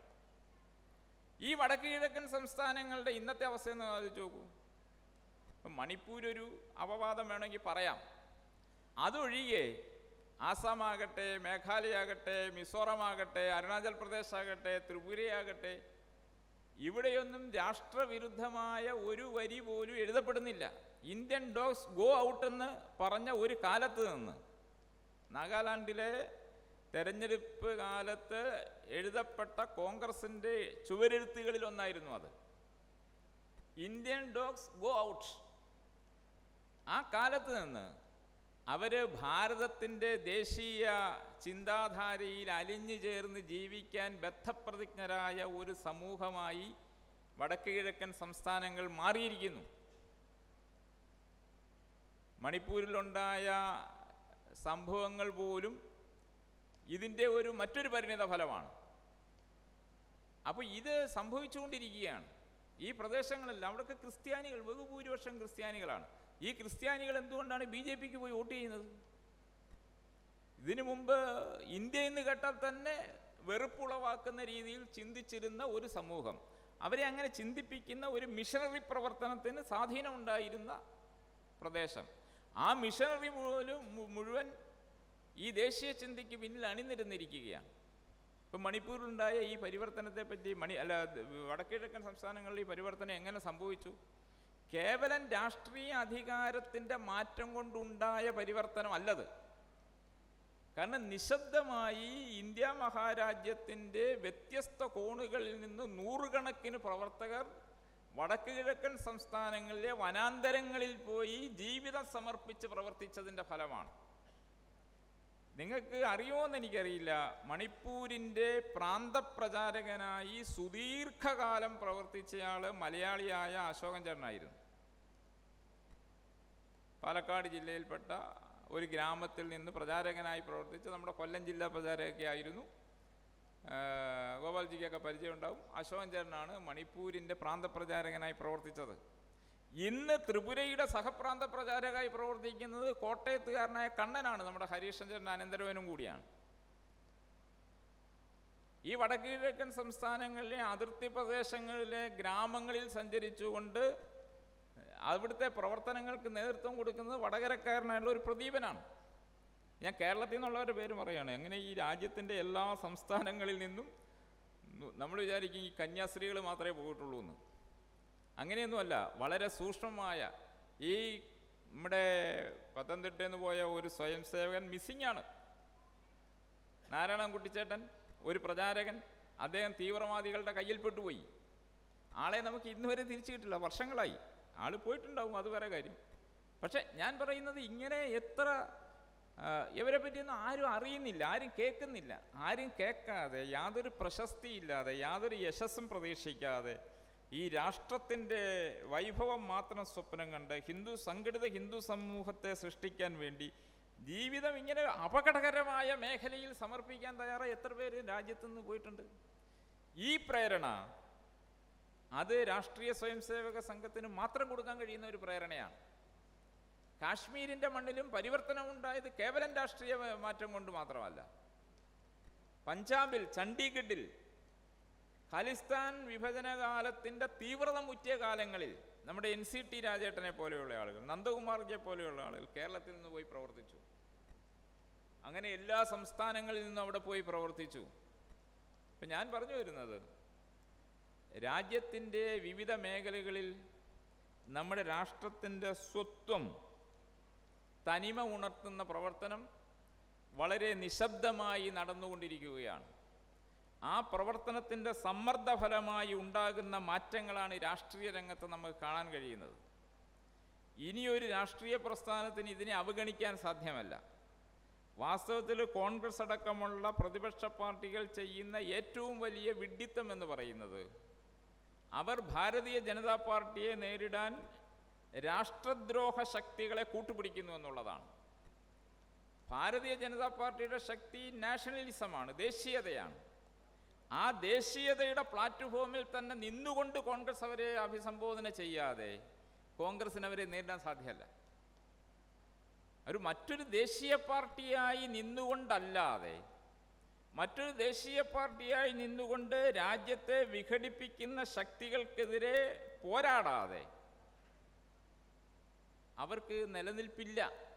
അത് അവർ തിരിച്ചറിയുന്നില്ലെങ്കിൽ നമുക്കൊന്നും ചെയ്യാൻ സാധ്യമല്ല. കോൺഗ്രസ് നശിക്കണമെന്ന് ഞാൻ ആഗ്രഹിക്കുന്നൊന്നുമില്ല. ഞാൻ കോൺഗ്രസ് മുക്ത ഭാരതം എന്ന ആശയത്തിൻ്റെ വക്താവൊന്നുമല്ല. പക്ഷേ അത് തനിയെ മുക്തമായി പോകും. കാരണം ഇന്നിപ്പോൾ അവർ ബർബാദി തക് ജംഗ്രഗഹി എന്ന് പറയുന്നില്ലേ, ഈ രാജ്യത്തിൻ്റെ സർവനാശം കാണുന്നതുവരെ യുദ്ധം ചെയ്യും, ഭാരത് കി ബർബാദി തക് എന്നാണ് മുദ്രാവാക്യം. അവരുടെ പിന്നിലാണ് ഇവർ. രാജ്യത്തെ ശിഥിലീകരിക്കുന്ന ശക്തികളുടെ പിന്നിലാണ് ഇവർ. അപ്പോൾ അതുകൊണ്ട് ഇന്നത്തെ ഭാരതം എന്ന് പറയുന്നത് അതൊരു ശക്തിശാലിയായ രാഷ്ട്രമാണെന്ന് ലോകം തിരിച്ചറിഞ്ഞുകൊണ്ടിരിക്കുന്ന ഒരു ഭാരതമാണ്. ആരെങ്കിലും കുറച്ച് പേരെ ആയുധങ്ങളൊക്കെ കൊടുത്ത് ആൾക്കൂട്ടത്തിൽ പോയി വെടിവെച്ച് വരുന്നു എന്നുള്ളത് വലിയ കാര്യമൊന്നുമല്ല. അപ്പം അതിൻ്റെ റിയാക്ഷൻസൊക്കെ ഇന്നിപ്പോൾ ലോകം ചർച്ച ചെയ്യുന്നത് ഭാരതം എങ്ങനെ പ്രതികരിക്കും. ഇതിനു മുമ്പ് ഭാരതത്തെപ്പറ്റി അങ്ങനെ ബോംബെ ഹോട്ടൽ ആക്രമിച്ച ശേഷം എങ്ങനെയായിരുന്നു ലോകം ചിന്തിച്ചത്? ആക്രമിച്ചു, ഭീകരവാദികളെ പിടിച്ചു, തീർന്നു. ലോകത്തൊരു ചർച്ചയില്ല. ഇന്നങ്ങനെയല്ല ലോകം ചർച്ച ചെയ്യുന്നത്. ലോകം മുഴുവൻ ഉറ്റുനോക്കുകയാണ്, എന്ത് ചെയ്യും, ഭാരതം എന്ത് ചെയ്യും. നെഹ്റു ഉണ്ടാക്കി വെച്ച സിന്ധു നദിയുടെ കരാറെടുത്ത് ദൂരെ കളഞ്ഞു. അപ്പോൾ ഇന്നൊരു കരുത്തുള്ള രാഷ്ട്രമാണ്. അതൊരു ഭരണകൂടത്തിൻ്റെ മാത്രമല്ല, ജനതയുടെ ശക്തിയാണത്. ഒരു ജനത അങ്ങനെ ചിന്തിക്കുകയാണ്, ഒരു സമൂഹം അങ്ങനെ ചിന്തിക്കുകയാണ്. ഇന്ന് ഭാരതം അങ്ങനെയാണ് എല്ലായിടത്തും. അതല്ലാത്ത ഒരു ചിന്താഗതിക്ക് ഭാരതത്തിൽ നിലനിൽപ്പല്ലോ. കുറച്ചു കാലമൊക്കെ ഈ മതത്തിൻ്റെ അടിസ്ഥാനത്തിൽ, ഇന്നിപ്പോൾ അത് മതത്തിൻ്റെ അടിസ്ഥാനത്തിൽ മാത്രം ഉള്ള ചിന്താഗതിയായി മാറിയിരിക്കുകയാണ് രാഷ്ട്രത്തിനെതിരായുള്ള ചിന്താഗതി. ആ ഒരു മതവിശ്വാസത്തിൻ്റെ ബലത്തിൽ ആളുകളെ പറ്റിച്ച് കുറച്ചു കാലമൊക്കെ നിൽക്കാം. അതും ചിലയിടങ്ങളിലേ ഉള്ളൂ. സമ്പൂർണ്ണ ഭാരതത്തിലും മുസ്ലിം സമൂഹം അങ്ങനെ ചിന്തിക്കുന്നില്ല. ഇപ്പോൾ ഈവൻ ഗുജറാത്തിലും ഉത്തർപ്രദേശിലുമെല്ലാം തെരഞ്ഞെടുപ്പ് ഫലങ്ങൾ അവലോകനം ചെയ്താൽ മുസ്ലിങ്ങൾ കൂട്ടത്തോടെ ദേശീയ പ്രസ്ഥാനത്തിൻ്റെ പിന്നിലാണെന്ന് നമുക്ക് കാണാൻ സാധിക്കും. ചിലയിടങ്ങളിൽ കുറച്ച് വൈദേശിക ഫണ്ട് സ്വീകരിച്ചുകൊണ്ട് വിദ്രോഹ പ്രവർത്തനങ്ങൾ നടത്തുന്ന ആളുകൾ, അവരെ പിന്തുണയ്ക്കുന്ന അർബൻ നക്സലുകൾ, ഇപ്പോൾ കേരളം, തമിഴ്നാട് പോലുള്ള സംസ്ഥാനങ്ങളിലെ ഭരണാധികാരികൾ അവരുടെ പിന്തുണയോടെയൊക്കെ ചിലയിടങ്ങളിലൊക്കെ ഇത് നിലനിൽക്കുന്നുള്ളൂ. അപ്പോൾ അതുകൊണ്ടൊരു വലിയ പരിവർത്തനമാണ് കഴിഞ്ഞ 100 വർഷം കൊണ്ട് രാഷ്ട്രീയ സ്വയംസേവക സംഘത്തിൻ്റെ പ്രവർത്തനം കൊണ്ട് സംഭവിച്ചിരിക്കുന്നത്. സംഘം ജന്മവാർഷികങ്ങൾ കൊണ്ടാടാറില്ല. അതുകൊണ്ട് 100ാം വർഷവും സംഘം അങ്ങനെ കൊണ്ടാടുന്നില്ല. പക്ഷെ 100ാം വർഷത്തിൽ സംഘം ചില തീരുമാനങ്ങൾ, ചില ലക്ഷ്യങ്ങൾ, ഇനി എന്ത് എന്നുള്ളതിനെപ്പറ്റി ചിന്തിച്ചിട്ടുണ്ട്. ആ ഇനി എന്ത് എന്നുള്ളതിനെപ്പറ്റി ചിന്തിക്കുമ്പോൾ 2047 ഭാരതത്തെ പറ്റിയാണ് സംഘം മുന്നോട്ട് വയ്ക്കുന്നത്. സ്വതന്ത്ര ഭാരതത്തിൻ്റെ 100ാം വർഷത്തിൽ രാഷ്ട്രീയ സ്വയംസേവക സംഘം വെച്ചിരിക്കുന്ന ഒരു ആഗ്രഹം, ലക്ഷ്യം, ഭാരതത്തിൻ്റെ സാമൂഹ്യ ജീവിതത്തിൻ്റെ എല്ലാ മണ്ഡലങ്ങളിലും നമ്മുടെ രാഷ്ട്രത്തിൻ്റെ തനിമ പ്രകാശം ചൊരുത്തണം, ഹിന്ദുത്വത്തിൻ്റെ പ്രഭ ഉയരണം എന്നുള്ളതാണ്. ഇപ്പോൾ 2047 ഭാരതത്തെ രൂപപ്പെടുത്താൻ വേണ്ടി ഭാരതത്തിലെ ലക്ഷക്കണക്കിന് സ്വയംസേവകരെ തയ്യാറാക്കിയെടുക്കുക എന്ന പ്രവർത്തനമാണ് ശതാബ്ദി വർഷത്തിൽ സംഘം ചെയ്തുകൊണ്ടിരിക്കുന്നത്. ലക്ഷക്കണക്കിന് സംഘത്തിൻ്റെ സ്വയംസേവകർ, അതിലും എത്രയോ ഇരട്ടി സംഘത്തിൻ്റെ വിവിധ ക്ഷേത്ര സംഘടനകളിലുള്ള പ്രവർത്തകർ, സംഘത്തിൻ്റെ അനുഭാവികൾ, അമ്മമാർ, സഹോദരിമാർ, എല്ലാവരും ഒറ്റ ഫോക്കസ് 2047 ഭാരതം. ആ ലക്ഷ്യം സാക്ഷാത്കരിക്കാൻ വേണ്ടി പഞ്ചപരിവർത്തനത്തിൻ്റെ ഒരു പുത്തൻ പദ്ധതി സംഘം മുന്നോട്ട് വച്ചിട്ടുണ്ട്. ആ പഞ്ചപരിവർത്തനം ഒരു സംഘടനാ പ്രവർത്തനമല്ല, മറിച്ച് നമ്മുടെ കുടുംബങ്ങൾ, നമ്മൾ ഓരോരുത്തരും നമ്മുടെ ജീവിതത്തിൽ വരുത്തേണ്ട നമ്മുടെ ശീലങ്ങളുടെ മാറ്റങ്ങൾ, നമ്മുടെ സ്വഭാവത്തിൻ്റെ മാറ്റങ്ങൾ, നമ്മുടെ ഓരോരുത്തരുടെയും പരിവർത്തനം, അങ്ങനെ ഓരോരാളും സ്വയം പരിവർത്തനം ചെയ്തുകൊണ്ട് നമ്മുടെ കുടുംബങ്ങളിൽ നിന്ന് നമ്മൾ ആരംഭിക്കണം. അങ്ങനെ കുടുംബജീവിതത്തിൻ്റെ ഒരു സവിശേഷത എന്താണെന്ന് വെച്ച് കഴിഞ്ഞാൽ, കുടുംബജീവിതം നമ്മളെ നമ്മുടെ സ്വാർത്ഥതയിൽ നിന്ന് മോചിപ്പിക്കുന്ന ഒരു ഇടമാണ്. കാരണം കുടുംബ ബന്ധങ്ങൾ ഭാരതത്തെ സംബന്ധിച്ച് വളരെയേറെ പവിത്രമായ ഒന്നാണ്. ആ പവിത്രത നമുക്കറിയാൻ, രാമായണത്തിൽ കൗസല്യ ശ്രീരാമനെ പ്രസവിച്ചു കഴിഞ്ഞപ്പോൾ തൻ്റെ കുഞ്ഞിനെ നോക്കിയ കൗസല്യ കാണുന്നത് ചതുർബാഹുവായ മഹാവിഷ്ണുവിനെയാണ്. ആ മഹാവിഷ്ണു കൗസല്യയോട് ചോദിക്കുകയാണ്, ഈ അമ്മയ്ക്ക് എന്താണ് ആഗ്രഹം എന്ന്. ആ കൗസല്യ അങ്ങേയറ്റത്തെ വിനയത്തോടെ ഭക്തിയോടെ പറഞ്ഞതെന്താണ്? ഈ രൂപം മറച്ചിട്ട് എനിക്കെൻ്റെ കുഞ്ഞിനെ തരണം എന്നാണ്. എന്ന് പറഞ്ഞാൽ പുത്രവാത്സല്യവ്യാജേന, അവ്യാജമായ പുത്രവാത്സല്യം കൊണ്ട് ഞാൻ ഈ സംസാരമോക്ഷം നടന്നോളാം, എനിക്ക് അങ്ങ് നേരിട്ടിത് തരേണ്ട ആവശ്യമില്ല എന്ന് വെച്ച് കഴിഞ്ഞാൽ, നമ്മുടെ അമ്മമാർ കുട്ടികളെ ലാളിക്കുന്നതും വാത്സല്യത്തോടെ അവരെ പരിചരിക്കുന്നതുമെല്ലാം ഈ സംസാരമോചനത്തിന് വേണ്ടിയാണ്, സാക്ഷാത്കാരത്തിന് വേണ്ടിയാണ്. ഇപ്പം സാക്ഷാത്കാരത്തിന് വേണ്ടിയുള്ള ഉപാസന എന്നുള്ള നിലയിലാണ് നമ്മുടെ കുടുംബ ബന്ധങ്ങൾ നിലനിൽക്കുന്നത്. ഇത് നമ്മുടെ പുരാണങ്ങളും ഉപനിഷത്തുകളിലൊക്കെ ധാരാളം ഉദാഹരണങ്ങൾ നമുക്ക് കാണാൻ സാധിക്കും. അപ്പം ഇതാണ് കുടുംബ ബന്ധങ്ങളുടെ പവിത്രത. അത്തരം പവിത്രതയാർന്ന കുടുംബ ബന്ധങ്ങളെ നമുക്ക് നമ്മുടെ സമൂഹത്തിൽ സ്ഥാപിക്കേണ്ടതുണ്ട്. ഒരുപാട് ശൈഥില്യം സംഭവിച്ചുകൊണ്ടിരിക്കുന്നുണ്ട്. ആ ശൈഥില്യത്തിൻ്റെ ഫലമായി കുട്ടികൾ ലഹരികളിൽ അഭയം പ്രാപിക്കുന്നത് നമ്മൾ കാണുന്നു. ഈ വെല്ലുവിളികളൊക്കെ നേരിടേണ്ടത് ഈ കുടുംബ ബന്ധങ്ങളെ നമ്മൾ തിരിച്ചു കൊണ്ടുവന്നുകൊണ്ടാണ്. അപ്പം നമ്മുടെ സ്വന്തം വ്യക്തിജീവിതം, നമ്മുടെ കുടുംബജീവിതം, അതിൽ നിന്ന് സമ്പൂർണ്ണ സമാജവും എൻ്റേതാണെന്നുള്ള തോന്നൽ, അവനിവനെന്നതൊക്കെ ഓർത്താൽ അവനീലാദിമമായ ഒരു ആത്മരൂപം എന്ന് ശ്രീനാരായണ ഗുരു നമ്മളെ പഠിപ്പിച്ചിട്ടുണ്ട്. ഈ ഭൂമിയിലെ ആദിമമായ ആത്മരൂപമാണ്, അവനിവനെന്നൊന്നും വേറെയില്ല. അതുകൊണ്ട് അവനവൻ ആത്മസുഖത്തിനായി ആചരിക്കുന്നവൻ അവരന്നു സുഖത്തിനായി വരണം. അത് എല്ലാവർക്കും മനസ്സിലാവും, ഒരു വ്യാഖ്യാനം വേണ്ട. ശ്രീനാരായണ ഗുരു അങ്ങനെയാണ് നമ്മളോട് സംസാരിച്ചിരിക്കുന്നത്. ഇതാണ് ഹിന്ദുധർമ്മത്തിൻ്റെ കാതൽ, തത്വം അതാണ്. അപ്പോൾ അങ്ങനെ സമാജത്തെ നോക്കിക്കാണും സമാജാഭിമുഖമായി ചിന്തിക്കാനും ജീവിക്കാനും നമുക്ക് സാധിക്കണം. അതോടൊപ്പം നമുക്ക് നമ്മുടെ രാഷ്ട്രത്തെ ശക്തിപ്പെടുത്തണം. രാഷ്ട്രത്തെ ശക്തിപ്പെടുത്താൻ ഈ രാജ്യത്തിൻ്റെ സാമ്പത്തികവും ഈ രാജ്യത്തിൻ്റെ സാമൂഹികവും ഒക്കെയായ ശക്തി ഉറപ്പുവരുത്തുന്ന ഒരു ജീവിത ശൈലി, നമ്മുടെ ഭാരതീയ ജീവിത ദർശനങ്ങളെ, ജീവിത മൂല്യങ്ങളെ നമ്മുടെ ജീവിത ശൈലിയുടെ ഭാഗമാക്കുകയും ഇവിടെ ഉണ്ടാകുന്ന ഉൽപ്പന്നങ്ങളിൽ നമ്മൾ അഭിമാനം നേടുകയും ചെയ്യുന്ന സ്വദേശി ചിന്ത, അതോടൊപ്പം നമുക്ക് ചുറ്റുമുള്ള സർവ്വചരാചരങ്ങളോടുമുള്ള നമ്മുടെ ഒരു ഉത്തരവാദിത്വമുണ്ട്. അതിനെയാണ് ധർമ്മം എന്ന് പറയുന്നത്. ആ ധർമ്മമാണ് നമ്മുടെ പരിസ്ഥിതി ബോധം. അതോടൊപ്പം നമ്മൾ ഈ ലോകത്തെയാണ് അഭിസംബോധന ചെയ്യുന്നത്. ലോകം നമ്മളെ അംഗീകരിക്കണം. ലോകം നമ്മളെ അംഗീകരിക്കണമെങ്കിൽ നമ്മൾ ഉത്തമന്മാരായ പൗരന്മാരാകണം. അതിനുള്ള പൗരബോധം, ഇതൊക്കെയാണ് പഞ്ചപരിവർത്തനം. ഞാൻ ഒറ്റയടിക്കങ്ങ് പറഞ്ഞതാണ്, ഇതെല്ലാം വളരെ വിശദമായി പറയേണ്ടതാണ്, നമ്മുടെ സമയം കഴിഞ്ഞുകൊണ്ട്. ഇങ്ങനെ പഞ്ചപരിവർത്തനത്തിൽ അധിഷ്ഠിതമായ ഒരു ജീവിതക്രമത്തെ ശീലിപ്പിച്ചെടുത്ത് ആ ജീവിതക്രമത്തിലൂടെ വൈഭവശാലിയായ രാഷ്ട്രം, സാമൂഹ്യ ജീവിതത്തിൻ്റെ എല്ലാ മണ്ഡലങ്ങളിലും ഹിന്ദുത്വത്തിൻ്റെ പ്രഭ, ആ പ്രഭ ആഗോളതലത്തിൽ സർവേ സന്തു നിരാമയ എന്ന് പ്രഖ്യാപിക്കുന്ന, സർവേ ഭവന്തു സുഖിനഃ എന്ന് പ്രഖ്യാപിക്കുന്ന ആ ആശയം, വസുദൈവ കുടുംബകമെന്ന ആ യാഥാർത്ഥ്യം ലക്ഷ്യമാക്കാനുള്ള ആ മുന്നേറ്റം, അതാണ് രാഷ്ട്രീയ സ്വയംസേവക സംഘം ലക്ഷ്യം വച്ചിരിക്കുന്നത്. 2047 അതിൻ്റെ ഒരു കൃത്യമായ സമയമാണ്. അത് സ്വതന്ത്ര ഭാരതത്തിൻ്റെ 1947 ഭാരതം നമ്മുടെ സ്വാധീനത്തിൽ വന്നു, എന്നുവെച്ചാൽ നമ്മുടെ അധീനതയിൽ വന്നു. പക്ഷേ സ്വതന്ത്രം മാറി നിന്നു. കാരണം അധീനം കിട്ടിയവരെല്ലാം തന്നെ വൈദേശിക തന്ത്രങ്ങളിൽ ഭ്രമിതരായിരുന്നു. അതുകൊണ്ട് നമ്മുടെ രാഷ്ട്രത്തിൻ്റെ വ്യത്യസ്ത മണ്ഡലങ്ങളിൽ വൈദേശിക തന്ത്രങ്ങളാണ് നിലനിന്നിരുന്നത്. അതുകൊണ്ട് അടിമത്തം പൂർണ്ണമായി ഉച്ചാടനം ചെയ്യാൻ സാധിച്ചില്ല. അതുകൊണ്ട് 100-ാം വർഷം, സ്വതന്ത്ര ഭാരതത്തിൻ്റെ 100-ാം വർഷത്തെ പുലരിയിൽ യഥാർത്ഥ അധിഷ്ഠിത ഭാരതം, സ്വതന്ത്ര ഭാരതം, വൈഭവശാലിയായ ഭാരതം, അത് ലോകത്തെ അഭിവാദ്യം ചെയ്യും. വസുധൈവ കുടുംബകം എന്ന ആഹ്വാനം പ്രഖ്യാപിച്ചുകൊണ്ട് ഇതാണ് സംഘത്തിൻ്റെ ഇനിയുള്ള കാലത്തെ പ്രവർത്തനത്തിൻ്റെ ഊന്നൽ. ഇത്രയും പറഞ്ഞുകൊണ്ട് ഞാൻ എൻ്റെ വാക്കുകൾ നിർത്തുന്നു. കുറച്ച് നീണ്ടുപോയി, ക്ഷമിക്കണം. നമസ്കാരം. Branding partner Edubix online executive education, focus physiotherapy centre Pattom, Unnath engineering Gujarat, തീർത്ഥയാത്ര.com, iron build Gujarat, PRS hospital Killipalam Thiruvananthapuram. 5 തലമുറകളായി നിങ്ങൾക്കൊപ്പം. തുമ്പമൺ ശ്രീ വടക്കുംനാഥൻ ക്ഷേത്രം, അമ്പലക്കടവ്, പത്തനംതിട്ട. ശ്രീമദ് സ്കന്ദപുരാണ മഹാസത്രം 2025 മെയ് 11 മുതൽ 18 വരെ.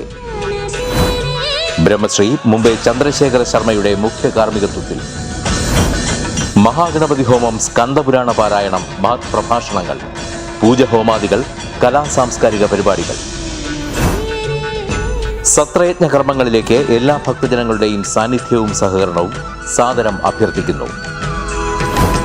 മഹാസത്രവേദിയിൽ മെയ് 18 പഴനി അരുൾമിക ദണ്ഡായുധപാണി സ്വാമി ദേവസ്ഥാന അർച്ചക സ്ഥാനികർ ശ്രീസെൽവ സുബ്രഹ്മണ്യ ശിവശാരിയാരുടെ മുഖ്യ കാർമ്മികത്വത്തിൽ നടക്കുന്ന അതിശ്രേഷ്ഠവും സർവൈശ്വര്യദായകവുമായ സ്കന്ദഹോമം.